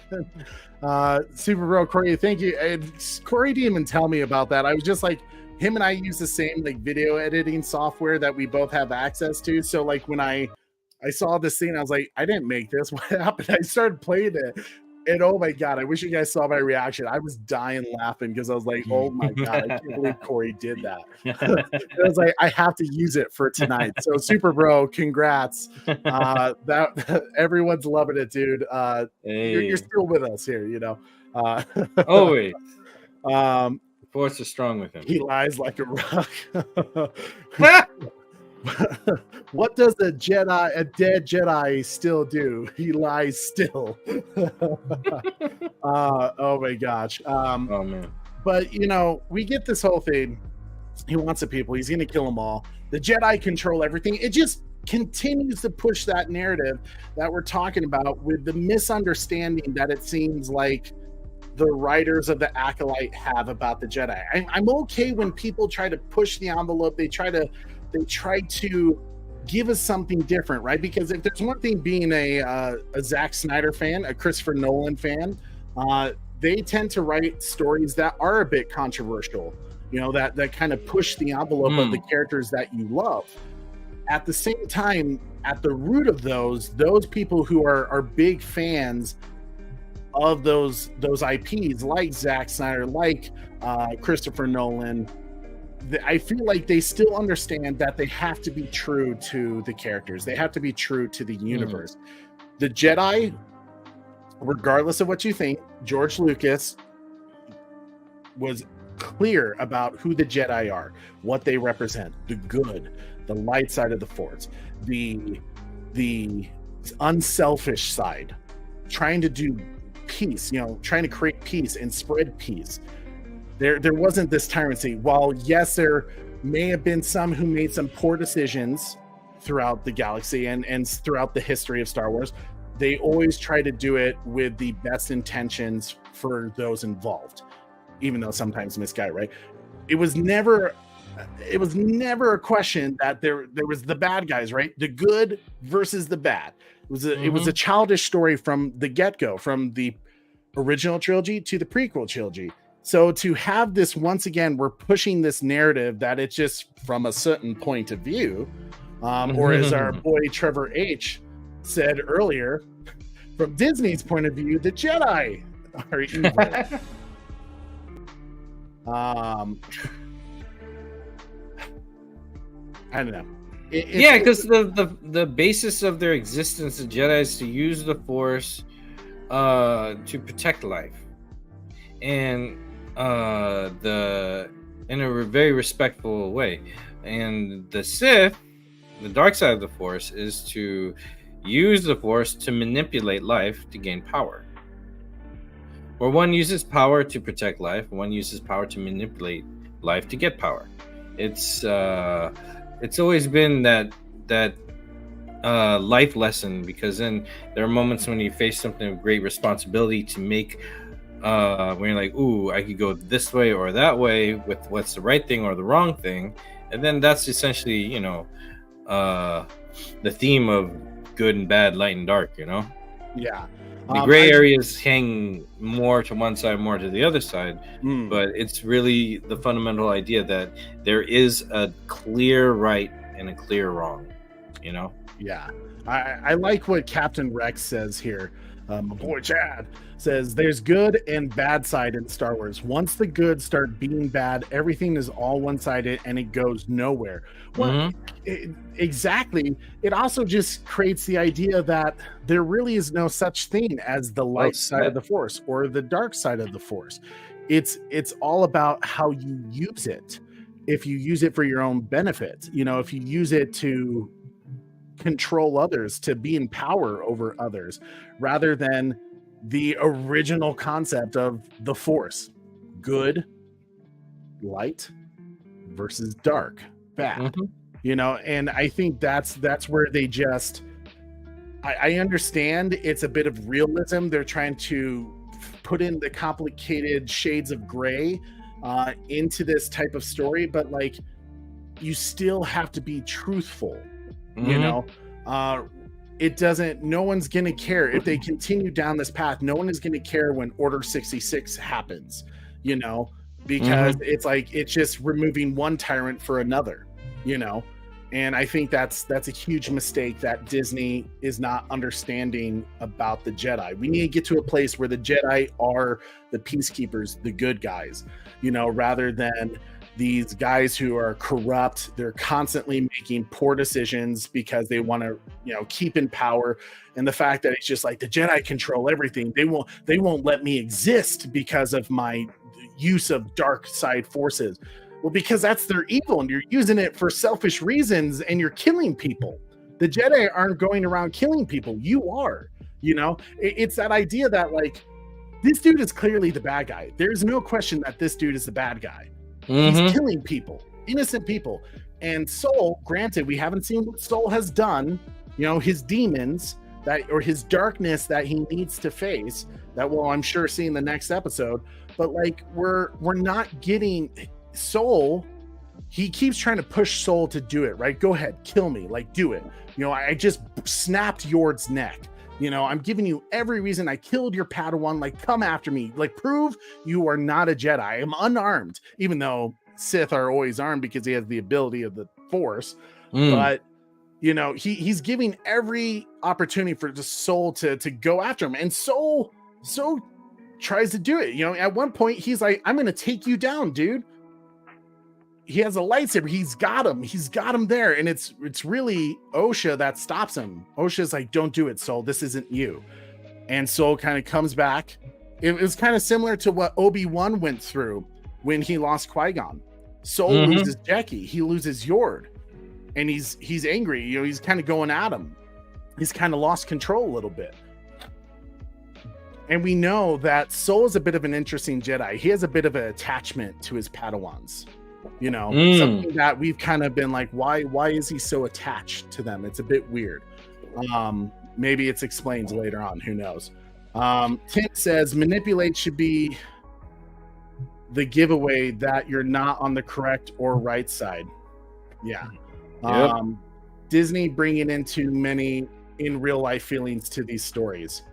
Yeah. I think that's not a bad thing, but I don't think they're doing it well. Yeah, and I think the thing is, like, they did it in Clone Wars, right? They found ways to kind of bring real life problems in a fictional way. But nonetheless, there was still the idea that there's the good guys and there are the bad guys. and the bad guys are trying to manipulate people. They're trying to get people to join the separatist forces to further their cause, even though the separatists, in a way, they want freedom, right? Some of the separatists are good people who just want to be able to make their own decisions rather than the Republic, because some of the Republic is corrupted at that time because of the Emperor. At the time, Chancellor Palpatine. He's the one corrupting them. It's not this. And when there's enough, that's when Padme was like, maybe we're on the wrong side. Exactly. I mean, even the use of the clone forces, you have to remember this all goes back to Chancellor Palpatine. He was the one that had them created. It wasn't Master Sifo-Dyas, it was Chancellor. No, he just used Sifo-Dyas's credit card. Pretty much, right? Yeah. It was just a very and patient plan from the Emperor, who started putting in the seeds for evil around the Republic, and flourished as they were fearing for the war of the separatists. That's why they were able to corrupt the Jedi and make Jedi protectors into generals, because then the Jedi didn't question the Republic. They were in service of the Republic, and like, well, you've convinced us this is what you need. We'll be generals now for a temporary period of time. Another Sith manipulation. That's probably the first move Palpatine did onto the Jedi as a whole, like first chess piece maneuver, make them generals. Absolutely. And then I like what Tim says. Why are Osha and May so important at this point? And that's the weird part, right? Like, clearly these two, the twins, they are the main characters of this story. The whole logo, Acolyte, with the O, is the two moons from their planet, but it also represents them. Because they have to be like the first dyad, because if they're going to honor their own Disney stuff, this would be the first dyad that Rise of Skywalker went on about last minute, by the way. Yeah. This could be their chance to explain that dyad in the Force or whatever that nonsense is. Exactly. And as you see on the logo of the Acolyte, it's the two moons, right? Blue and red. There's two rings, one's blue, one is red. It's the good and the evil side. But yeah, the problem is, unfortunately, May and Osha, you can't figure out which one is good or bad, because they flip like we're betting on coins here, they flipped so much that was the ending of the story. Right, exactly. Oh man, I really don't like May and Osha. They're the weakest part, and they're the center of it. That's telling. Yeah. But this is a time where Osha finally she stuns May. And May is out for the count at the moment, but this is where when Sol has the Sith, Darth Khmer Sith, at the lightsaber point. This is where Khmer starts to bring it up and says, oh, can you trust this master of yours after everything he's done to you? I've accepted my darkness, but what did you do with yours? So, leading on that, Sol is a part of whatever happened 16 years ago. And Osha kind of questions him about, what did he mean by that? What happened? What does he know about you that I don't? And Sol says, not here, I'll tell you later, which tells me the next episode is probably going to be the flashback episode where we're going to see what happened. We might see the Wookiee too. We might, and actually I do want to talk about that, because I actually looked up some things I'm totally spacing the gentleman who was chatting in our group last they mentioned that he had the witches symbols on his base, and someone brought that up in the chat too when we were doing the I'm totally I feel so bad that he was brand new to the chat, and he had this crazy idea about I blame the day job we have to do, otherwise we'd be doing this so busy. We do YouTube nonstop, right? But this is the time where Khmer's back at it. He's gonna take a move, and Osha decides to use Pip, her little droid, says one last little goodbye. And just as I kind of suspected when they kind of hinted that the light, they made such a big deal about the light and the roly-poly creatures, they were probably going to use it in some way, and of course they did, because she sticks it on Khmer's back, which makes him look silly and ridiculous. Yeah, he had a very goofy exit. Right? Like, oh, I can't get this thing off my back, even though I have the Force. And I pushed all these Jedis, and right, like it's one of those things, the inconsistency about how powerful people are, just to find a way to exit, because we can't have Kamir here. We need to get Kamir out of here, and so he can live on for the next episode. And it was just like they could have, if they really want to do that, they should have more bugs go at him, pick him up all at once, and then he slices them. But while he's being picked up, Soul should have grabbed her and then did the Force dash out there really fast. We rarely see that move, huh? Where they could do the Jedi dash out. And then by the time he lands there, he's like, dang, I lost him. Use the Force. Dude, my suggestion is use the Force. Yeah. Corey, who was it? Who was the gentleman last night? It's something. It's Dylan. It's Dylan. Yeah, there we go. Dylan. Dylan. So it's Dylan. I'll talk about a theory in a moment that he had that I actually did some digging into, and I think he was half right. Yeah, I love Dylan. And I'll say, it's Dylan had some crazy cool theories. I was like, man, if they go that route, that would be interesting for sure. It's Dylan. If you ever watch this dude, I really enjoyed your theories. It made me look deeper into something, into some of the trailers I didn't see. But so Kamir gets away because the bugs pick him up, right? Like he's gone. And when Osha questions Soul about what happened 16 years ago, he kind of tells her later, we can't have this talk right now. And what do you know? He gets stunned by May. All of a sudden, the stun gun doesn't work well, but now it's going to work for at least for like an hour, because for May, it only lasted like 2 minutes. And for Soul, it's going to last at least 15. So who understands how the stun gun works? Maybe they turned it up. I don't know. Maybe you got to hit someone in the right place. Right. Yeah. Or maybe Soul's just an old guy, once you hit him, he's down, he takes a nap, who knows? Hey, that would be me, Like, oh, I'm just gonna rest here now so I don't have to have this conversation with you. Can you stun me again? Right. But Osha and May have this talk, and once again, you have this they make it so hard on these two. The fact that May is like, hey, like say we're sisters again. Say that you're not going to let them take you away. The Jedi brainwashed you. Are you really going to choose them over me? A life without purpose, without family, without love? Because once again, the Jedi are just emotionless robots, and they just suck in Disney's eyes. I don't get it. This will be the part I never forgive with Disney, to make Jedis not cool, because as a kid, being a Jedi was one of the coolest ideas. Like, I want every year for Halloween, man, make me Obi-Wan Kenobi. That's what I want to do, and to do the same where, like, who would want to be a Jedi? Jedi suck. You get kidnapped. You have to do what other people tell you to do. You're not saving the galaxy. You're not being a peacekeeper. You don't get to have families. You live a life without purpose. Isn't like being a peacekeeper a life of grand purpose?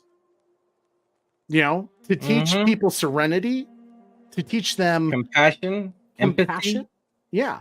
These are things that are weird to me that Disney doesn't get right, because little old me back in the day when we were talking last night about I guess when Disney had more passion, like Bambi's mom getting shot in the meadow.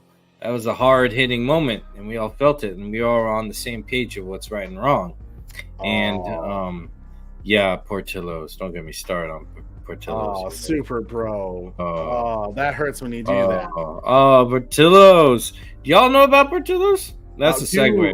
We're from Illinois, so Portillo's is our thing. So, guys, if you don't know what Portillo's is, sorry, we got to shut down the show right now. We have to for Portillo's. Because Portillo's is an amazing Chicago restaurant with some Italian beef, a chocolate cake, shake the cheese, the fries, the Chicago dog. Corey, all I got to say is this. You gave me 2 words, a big beef. Now I'm going to give you 2 syllables. Traitor! I will tell you this. There's a Portillo's in my area, and I love it. And when I went to Chicago, I was like, all right, first thing in the morning is Portillo's to compare the taste, and the taste was identical. So the place over here in LA, Portillo's, is authentic, and I can't wait to have some. Maybe tonight if we end at a certain time. If not, definitely tomorrow. Dude, I heard they're opening Portillo's up in Denver. They need to hurry up so I can get me some Portillo's. Let's do it. Dude, the whole thing with the pickle. When Corey says, Portillo's, immediately I'm like, it's a trap. I mean, hey, if Emperor Palpatine was just like, hey, the dark side has Portillo's, I'd be like, the Jedi are evil. Oh gosh. All right, now back to something completely different. Oh yeah, so I think Disney's lost its way because the old themes that Disney would do, like right and wrong, like I don't even know, like no one knows this gem, but the Black Cauldron that Disney put out, that is fantastic film. And I wonder, like, Disney should know these themes, and did they lose their way? Or maybe the company is legit acting like the dark side of the force. Maybe they're doing some shady stuff. They don't want to encourage people to think, let's do the right thing all the time. Maybe the bad thing is cool, Maybe they profit off of that idea.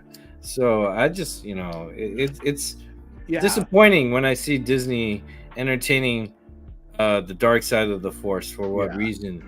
Well, the actress who actually plays May and Osha with Leslie Headland, they actually said that, like, which side, the interviewer asked, which side would you choose, the light side or the dark side? And immediately Leslie was like, dark side, because the dark side is cooler. Yeah, because look at this battle, this whole fight scene. We've been seeing Super Sentai. Hell, we've been seeing Power Rangers. Yeah. You know how the putty, they're, or the golems as we originally know now, they're formidable, but they always get, outsmarted, outdone, and slapped around and everything. That's what this guy did here to all this cool Jedi, or supposedly cool Jedi.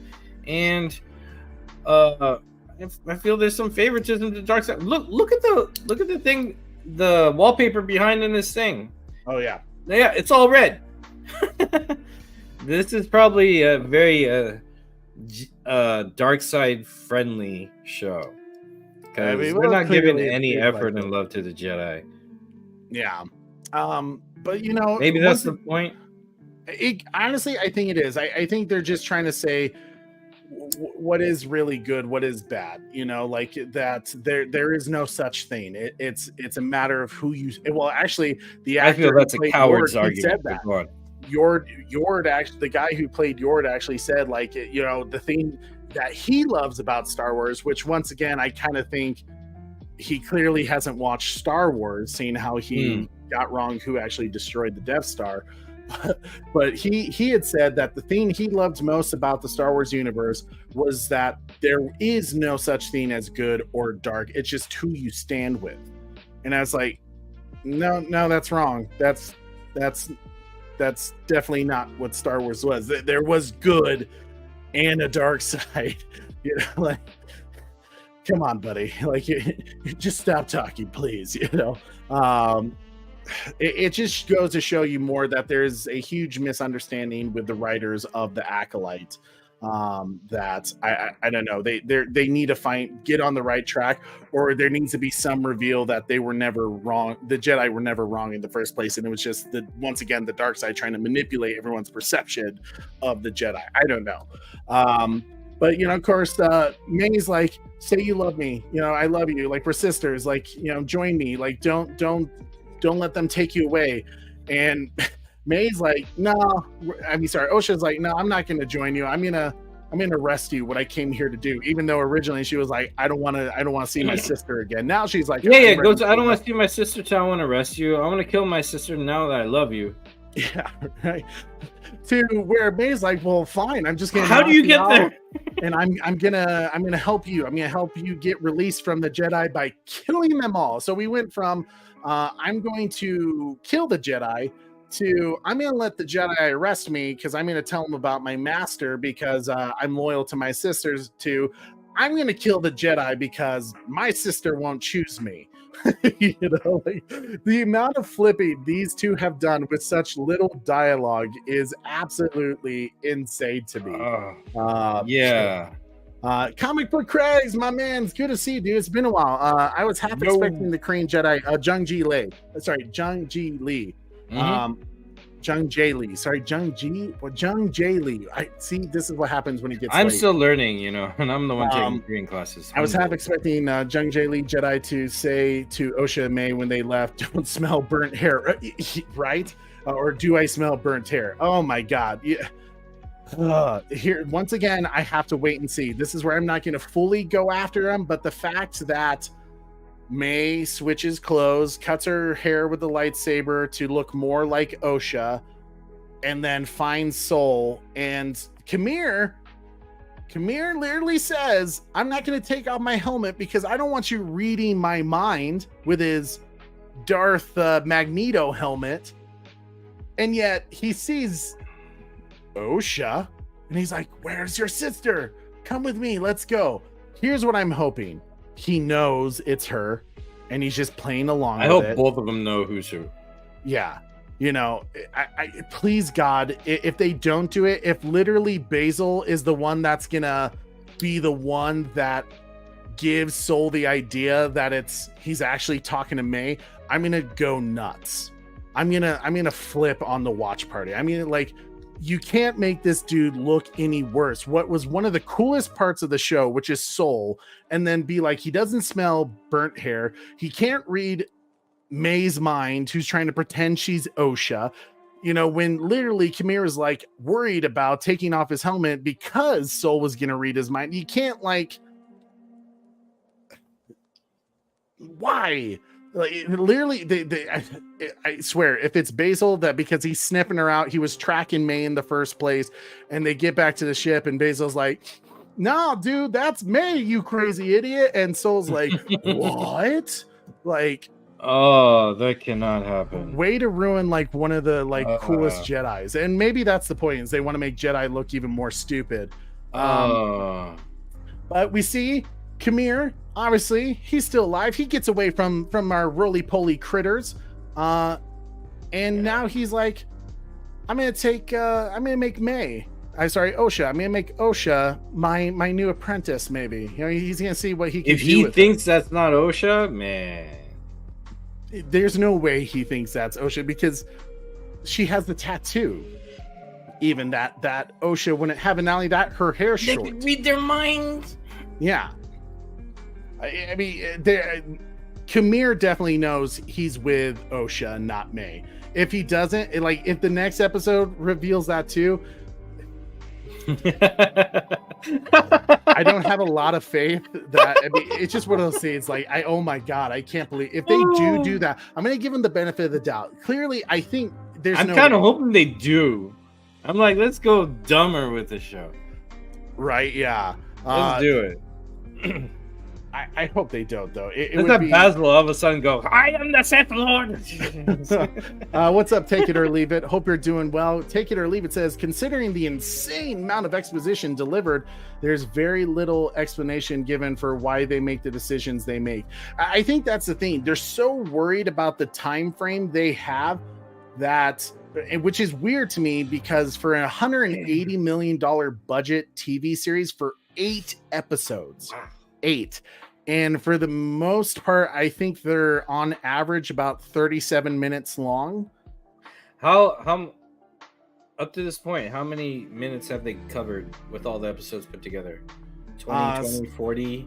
So they're at least 2.5 hours into. They're a movie's worth. Well, yeah, they're past movie length.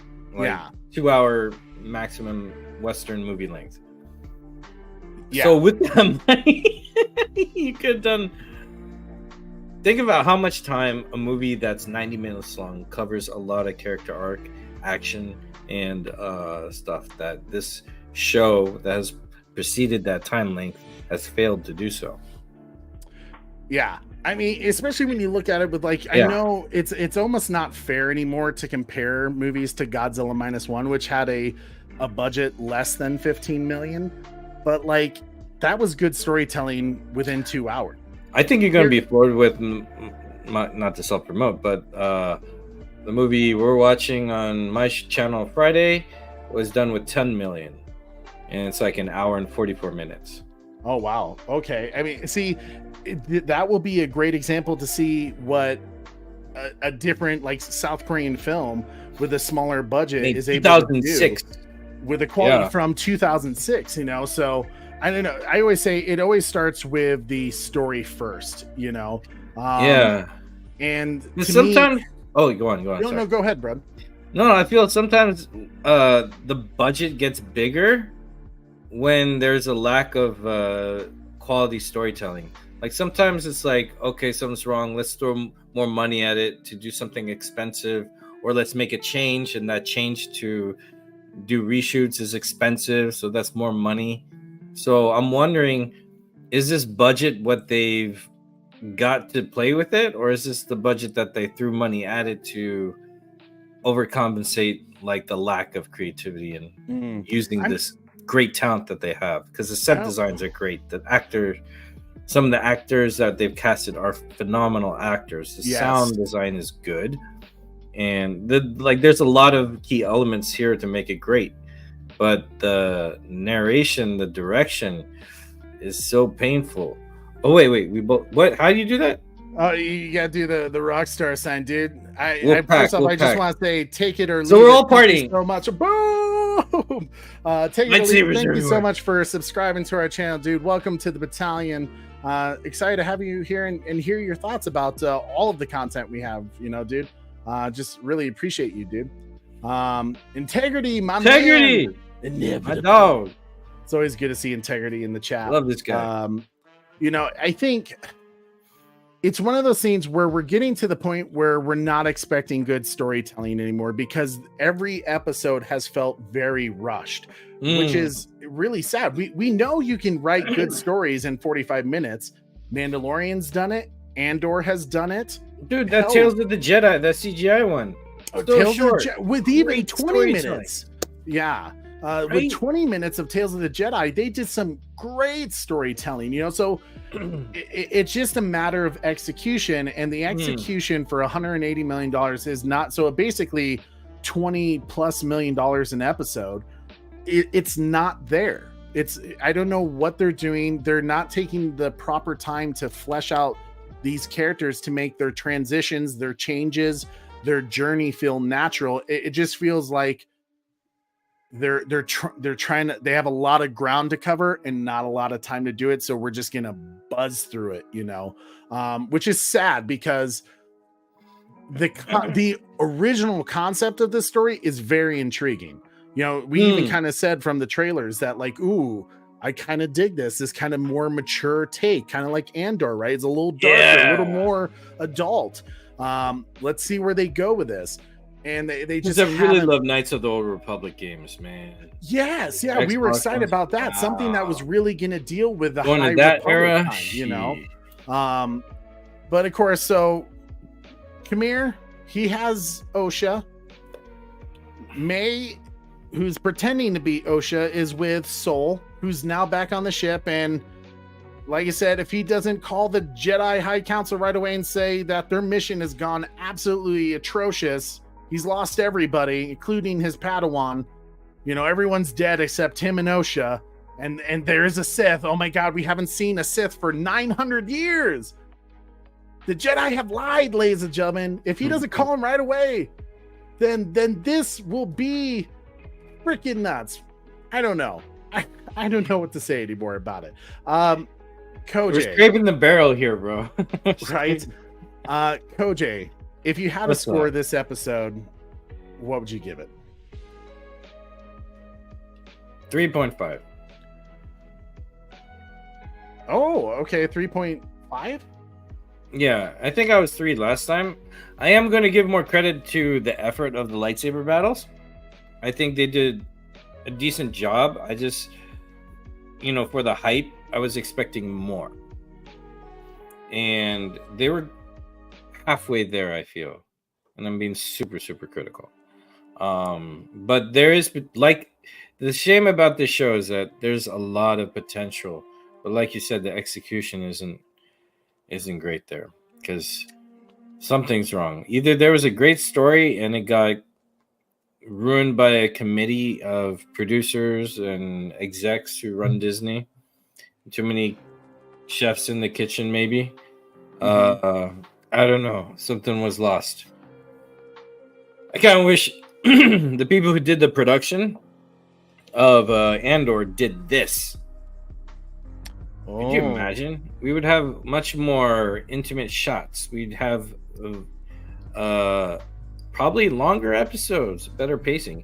Yo, even if you don't want to go that gritty, we could have had Robert Rodriguez work on this.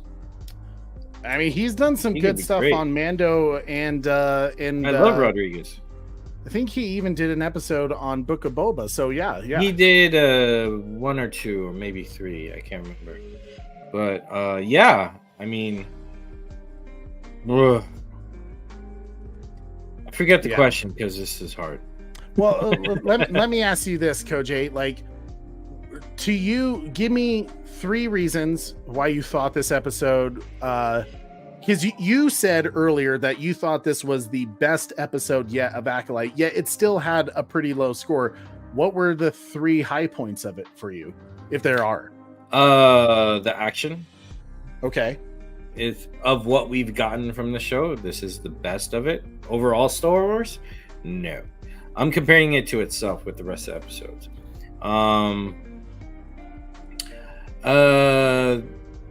One point I did like, I don't like the storytelling, but the pacing was a little bit better.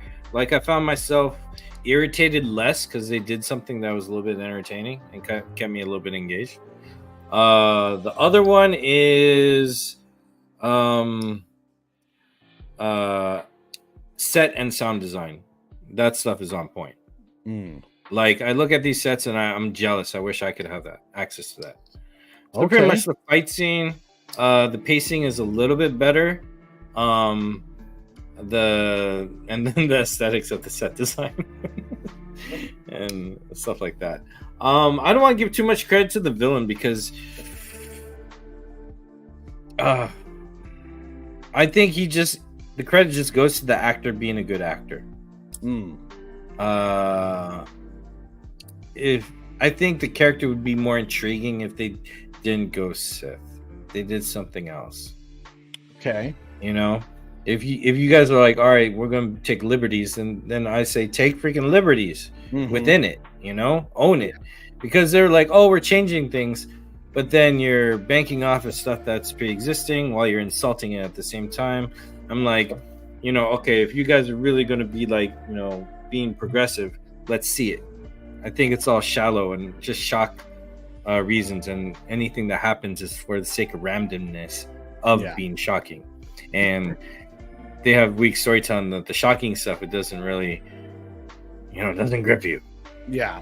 Well, I mean, kind of like what we talked about behind the scenes after our watch party, where it's like it feels like they're forcing a lot of the shock stuff to be used as a weapon to shield themselves for bad writing, to like be like, oh no, you guys are just being sexist, racist, but you know, the same stuff they call Star Wars fans all the time, which we've already talked about how that's not true, because when Disney does good Star Wars storytelling, people praise it. We talked about Tales of the Jedi. We talked about Andor. We talked about the first 2 seasons of Mandalorian, a couple of seasons with Ahsoka, you know, Clone Wars. You know, there's so much that we talk about and praise when Disney gets it right.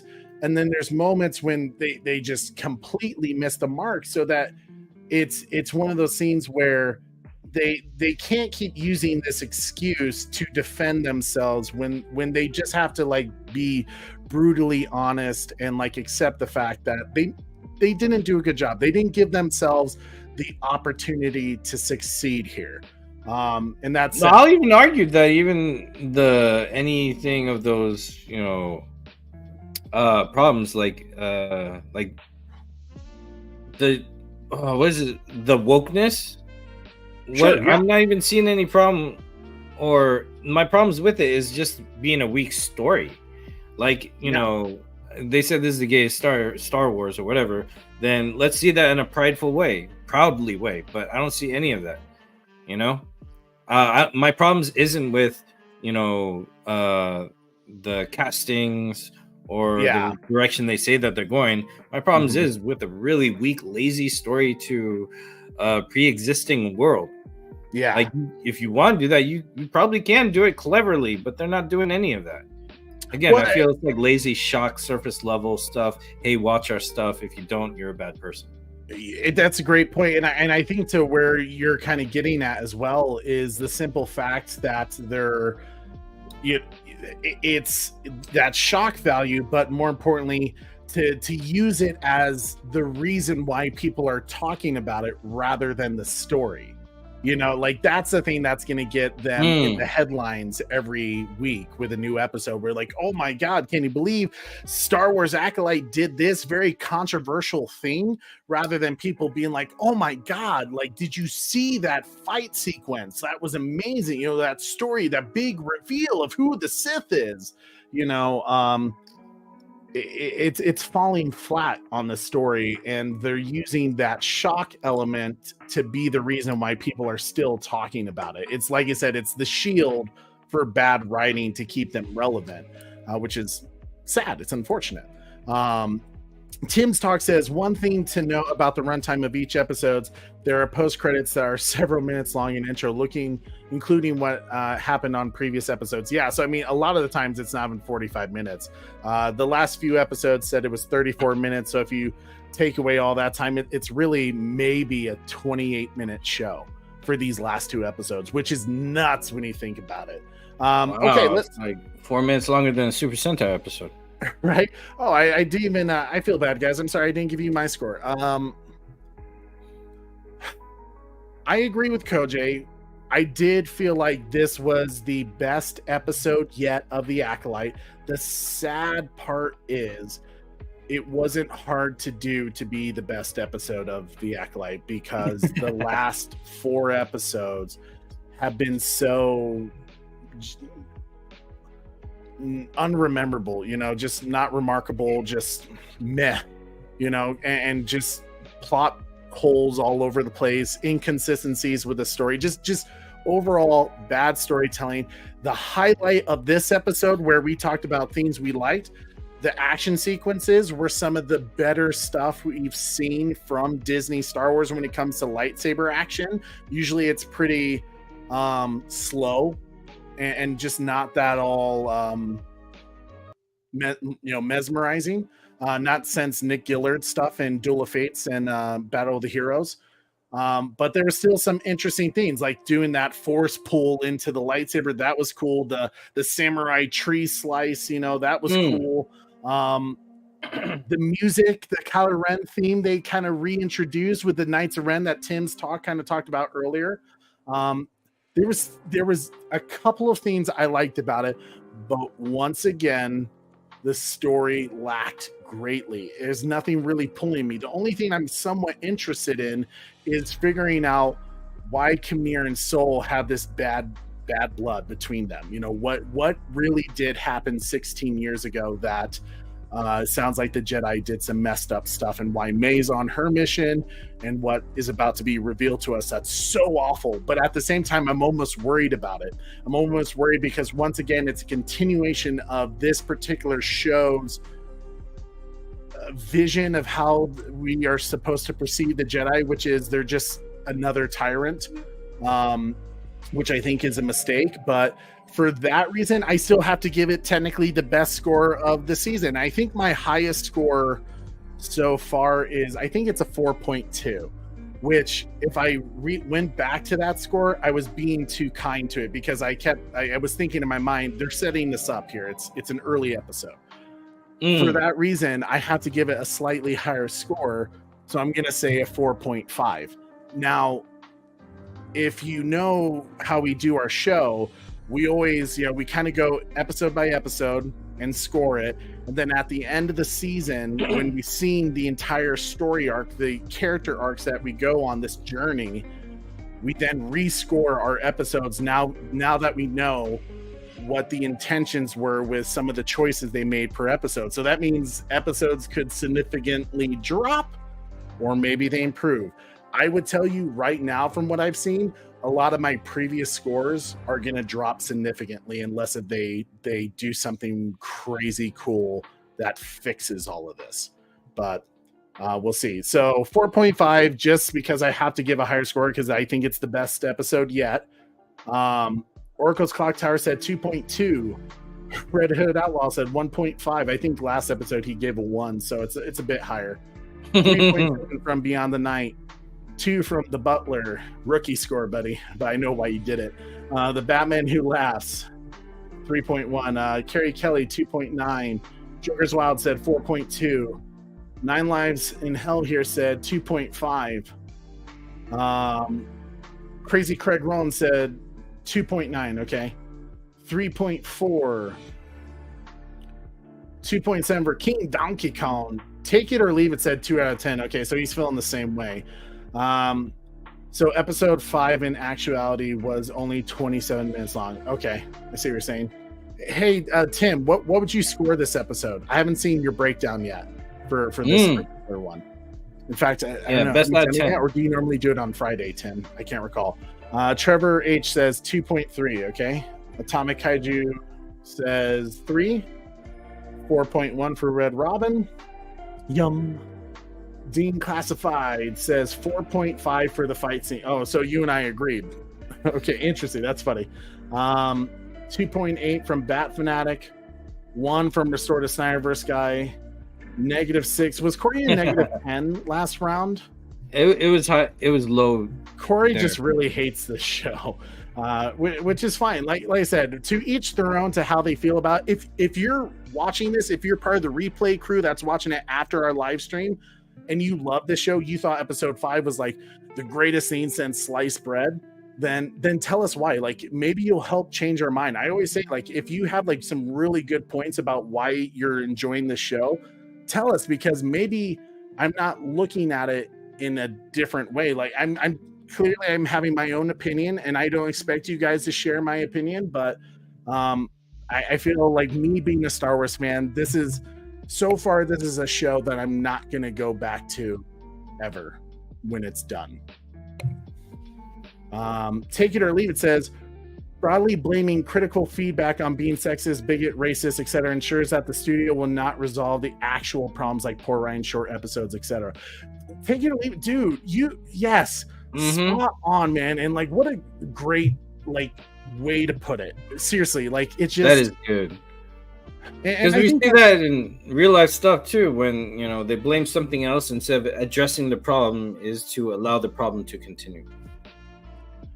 Yeah, exactly. And I think it's the unfortunate, it's almost like, and I get it, when you write these episodes, it comes from a personal place. It does. I truly believe that, because you're putting yourself into this. So I understand the writers are probably going to feel very defensive about certain things, but you also have to be receptive to it. You gotta have thick skin as a writer. You just do. Hopefully people are being respectful to the writers, to even Leslie Headland, even though I think she's not doing the Star Wars IP any good. And honestly, I hope they don't greenlight her for a season 2.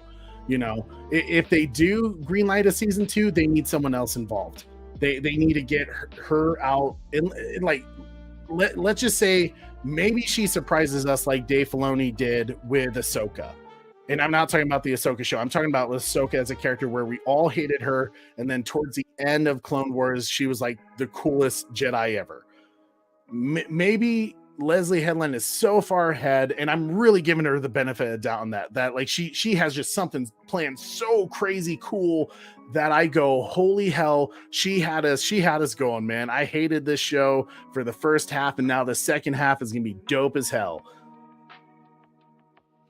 I'm not seeing anything that's giving me that implication that it could happen, but you know what? If she does, kudos to her. But right now, I'm starting to think Leslie is not the right person to write any more shows in this IP. Go back to something else that you are really good at, and I don't think it's this.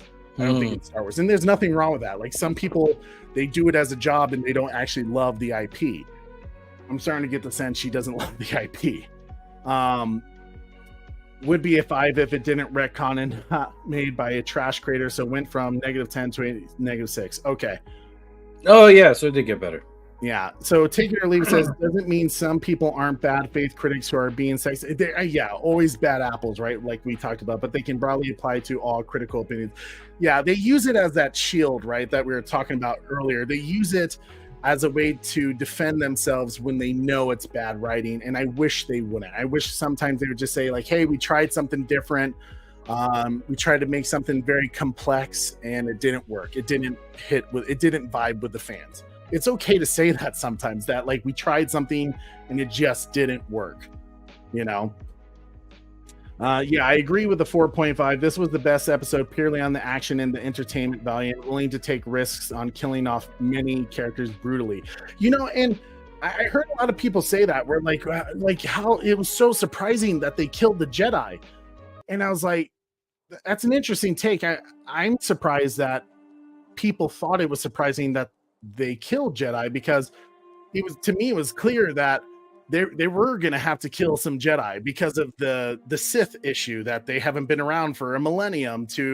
There's this dude who just declared himself as a Sith, whether he truly is one or not, or if he's just giving himself the title, egotistically. But it's to me, you knew there was going to be some losses, so I know a lot of people gave it a plus, like they didn't feel like Disney was going to kill Jedi. And I don't know, to me personally, I just thought that was like a weird positive, a weird plus that people give, not because they killed Jedi, but for the simple fact that they thought that was going to be surprising. It's not like Star Wars was ever afraid of killing Jedi. I mean, Order 66 had them all. Yeah, exactly. Order 66 is pretty brutal. I think George Lucas killed the most Jedi in the history of all this. Right. Like for the dude who loves Jedi, he was like, kill them all. It's like you can't touch the man. Yeah, but it's. Do I like the brutality of how they went after and some of the kill scenes of the Jedi? Yeah, man. Some of that was fire. I won't lie. Mm-hmm. But yeah, so I mean, we'll certainly see as it continues on. I'm curious to see what they do with episode 6. I think it's going to be a flashback. I think we're finally going to see, which I'll get to the theory that it's Dylan was talking about in their last show. So he was saying that he thinks Kel Naka is actually the Sith Master. That is, and that he's going to appear at some point, because he was talking about a scene where Tobin, the Jedi Master who killed himself with the poison from May, he had scars on his face, and Kel Naka was the one that gave it to him. I think Dylan is right about that. I think Dylan is right that Kel Naka is the one that gives him the scars, and but I don't think Kel Naka is the Sith. I think Kel Naka is dead. What I was starting to think, because I did watch a couple of the TV spots that I didn't see of the Acolyte. They were like 30-second clips and like very quick, like hard to see, but you actually see Kel Naka fighting. It looks like from 16 years ago, back at the temple with the witches. It looks like he's fighting another Jedi. It looks like he's fighting Jedi Padawan at the time, Tobin. So I think, and when they brought it up, this is why I talked about this earlier, when they say Khmer has a way of getting into your mind and messing with it. And when Osha says, yeah, my mom could do that. She was able to make you do things. I think what we're going to see happen is it's going to be revealed. What I'm hoping is going to happen. It's going to be revealed that the Jedi, took out the witches. They were the ones responsible for killing the temple, which is why May's on her mission. Mm-hmm. I think part of the reason why that happens is Osha and May's mom manipulates the mind of the Jedi to make them fight each other, to go after each other a little bit. And they kind of realize with that dark power, the Jedi have to take these girls out, these witches out. So I don't think Kel Naka is the big bad Sith do I think Khmer serves a master? God, I hope so, because if it's just him, it's going to be very confusing. No, I think he serves a master. He gives me Padawan vibes all the way around, or apprentice vibes, I should say. Yeah. And he certainly does, right? Like, to me, it would make sense if like Darth. Well, Plagueis traditionally, yeah. master. Sorry, but before episode 1, traditionally, with the exception of episode 1, usually we see the apprentice first.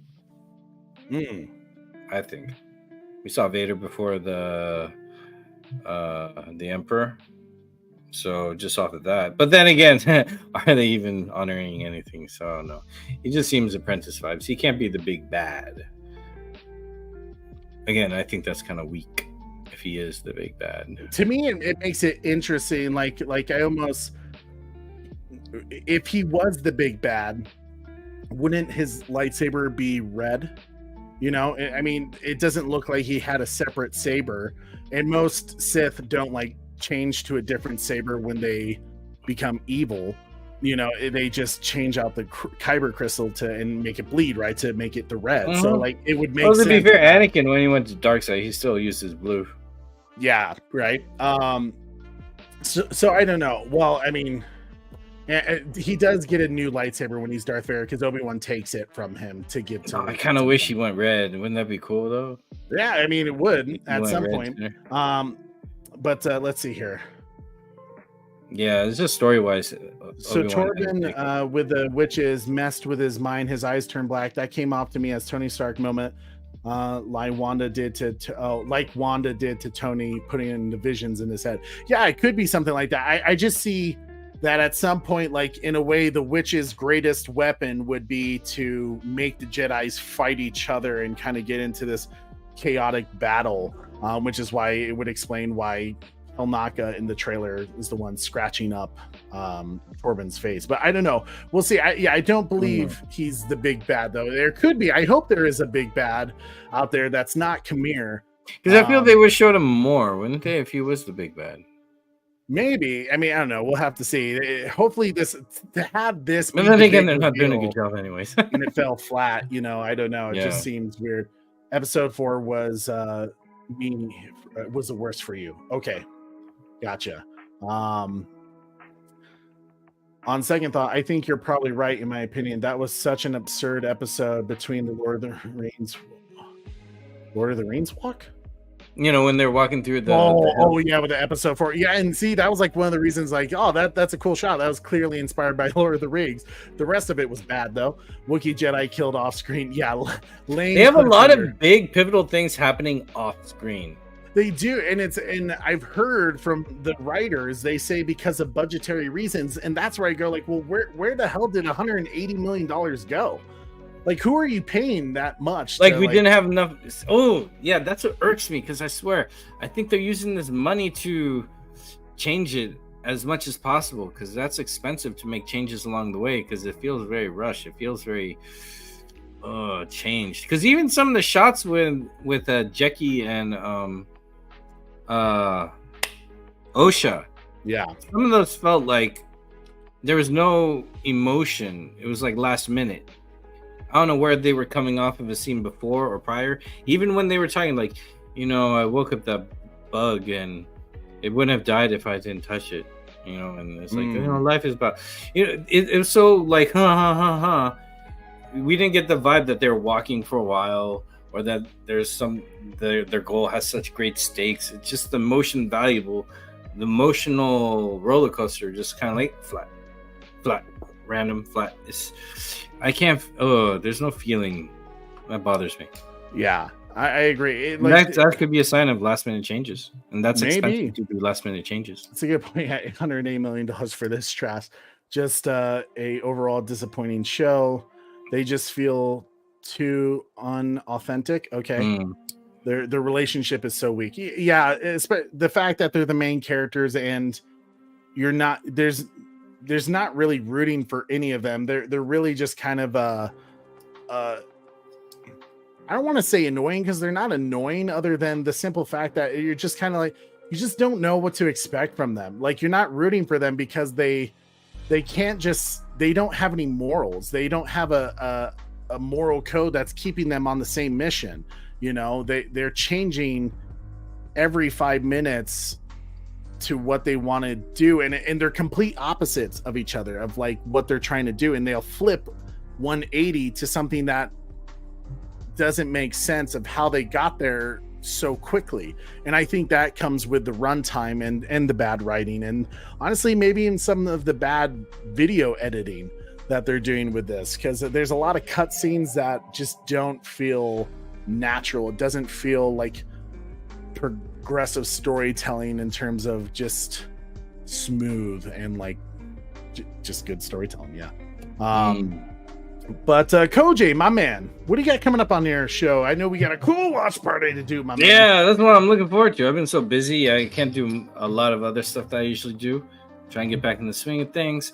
But yeah, the next co-watch party, you all invited. It's free to watch. I got different ways that you can watch it with us for free, so it's cool. It's not going to cost a penny. You don't have to rent a thing. It is probably one of my favorite films of all time. I still struggle figuring out if it's this or Man of Steel, but yeah, I get a little picture of that. Woo! I like this. I was making that yesterday. So yeah, it's a fantasy martial arts, like Crouching Tiger, with how they fly and fight and jump around and use the swords. But there's a very comic book element and a romantic element that I feel is like, you know, some fantasy stories like Legend or Lady Hawk really get right, where there's a good connection between the two characters. Pretty much the hero finds himself in mid-heaven. He's not dead, but he found himself in the afterlife. And one of the archangels is his wife who died. And he sees her again. The story takes place after that. I'll explain it more, but it's a beautiful story. Well shot. Choreography is great. The performance is awesome. The music is freaking gorgeous. I'm excited to hear your take on that. So you're all invited, and that's 3 p.m. Pacific, 6 p.m. Eastern this Friday, 2 days away, almost 1 day away. And I'm really excited, and I'm very happy to have Retro Nerd Girl, my sister, coming back, and I'm very excited to have you, Trey, there. I always wish I got both brothers, but some of these, if I get one brother, I hope it's the one that'll like this movie. It resonates more, especially with the Asian martial arts that inspired a lot of Star Wars. Maybe a lot of stuff we're not getting on Acolyte. This will fill that void. It's great. And I'm excited to present it with you all. And yeah, that's the one I'm looking forward to. It. Other than my regular content, which is coming out a little bit later, slower, only because I'm busy. But that's the one to look forward to in a couple days. Battalion, always welcome. I'm excited for you being there, and you get to meet my sister. I'm super excited simply for that, just to once again hang out with the Retro Nerd Girl, who's a good friend of ours. Oh yeah, definitely. She's been on the show before, guys. If you have not checked out Retro Nerd Girl's channel, she's a complete blast. Like, just one of the most positive people I've ever met. Like, and she just it's so kind. I don't know. I could say enough compliments about her that like wouldn't. She truly loves cinema, the cinema genres that we like and that she likes, and sharing that love and admiration is maybe that's a lesson. We need more of that, because you know, this whole Star Wars being not taken right could have been off of like the negativity fans gave George Lucas for some flat over directing he did his actors. The prequels had some rough areas performance-wise, but the story was great. There was some meaning there. And then people gave him a hard time and he sold it, which now we're learning from that.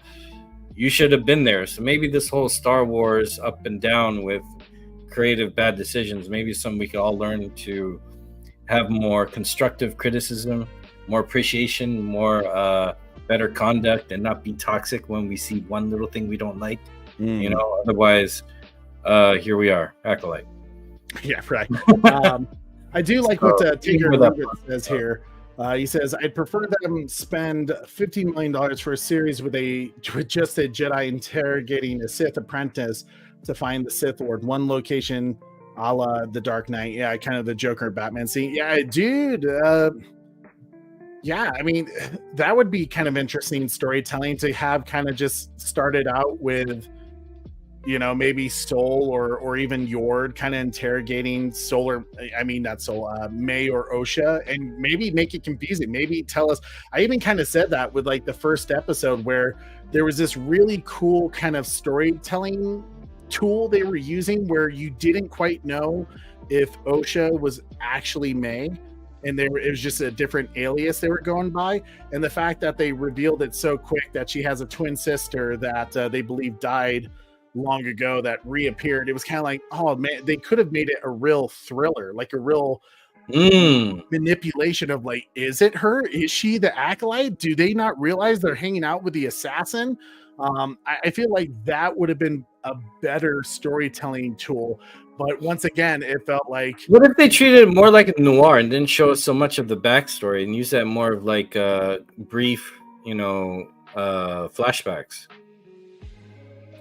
Yeah, like really treat it like a crime noir theme, Exactly. That would have been cool. Like kind of investigating the scene of the crime of each, assassination, with the Jedi and trying to piece it together of like, is she innocent? Is she not innocent? Is there someone else out there? It would have been, I think, better storytelling to do something like that. Yeah. That could have been cool. Good point. Take it or leave it. I like it. Tim Sock says, yeah, the characters are not relatable at all. Yeah. Wayne Enterprise is looking forward to your watch party.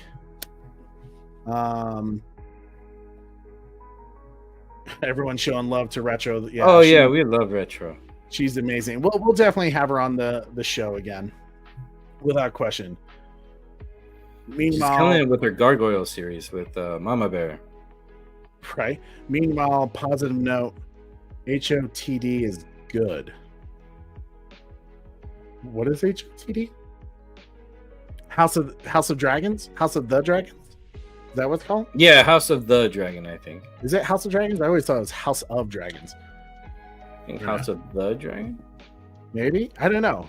Tim, correct me if I'm right. Is it House of Dragons? Am I right? Am I talking about it? Am I thinking it right? Tim says yes. Okay. I watched the first. I wasn't crazy about the first season. I think they did way too many time jumps. They were all over the place. But if you said season 2 is better, are they staying in one season now, like one time, frame, or are they jumping around again? I'm curious to see, because I kind of after season 1, I was like, I'm good. I don't need more Game of Thrones in my life, because to me, Game of Thrones was always so depressing. The good guys never won, and if they did win, it was kind of a minor win that you just knew they were going to get wiped out at some point. It was hard to watch Game of Thrones at some points. That was kind of like, it's too much for me. But totally spend less on better stories and I'm in all day. Yeah, absolutely, dude. Yeah, and a lot of people like the noir story idea.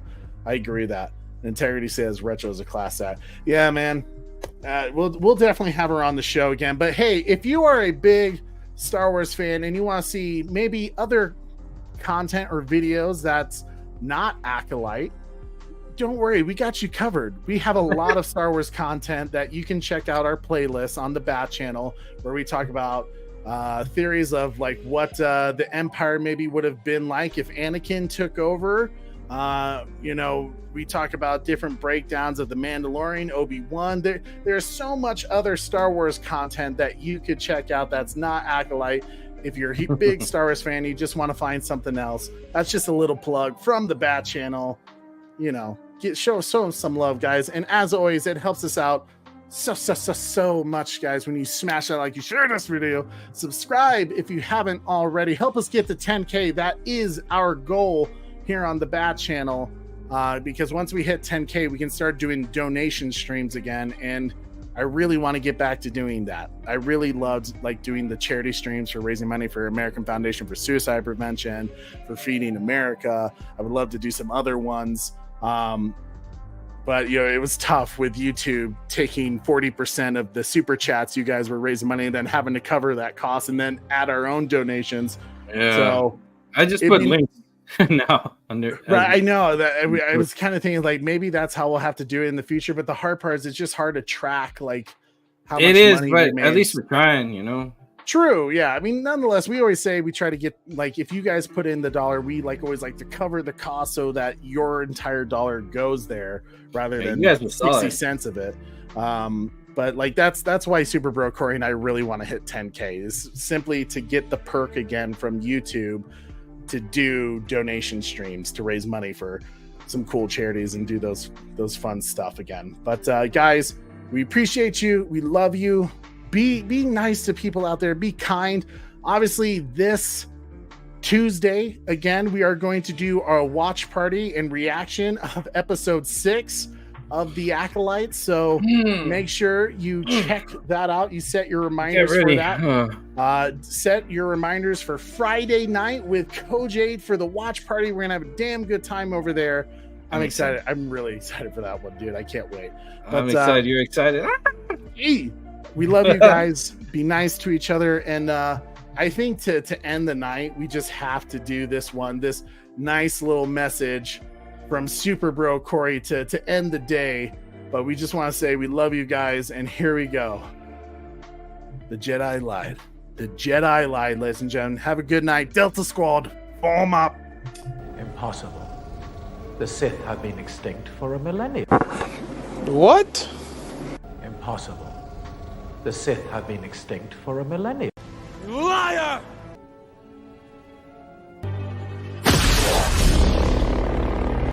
I have no name. But a Jedi like you might call me Sith. Impossible. The Sith have been extinct for a millennium. Why the fuck you lying? Why you always lying?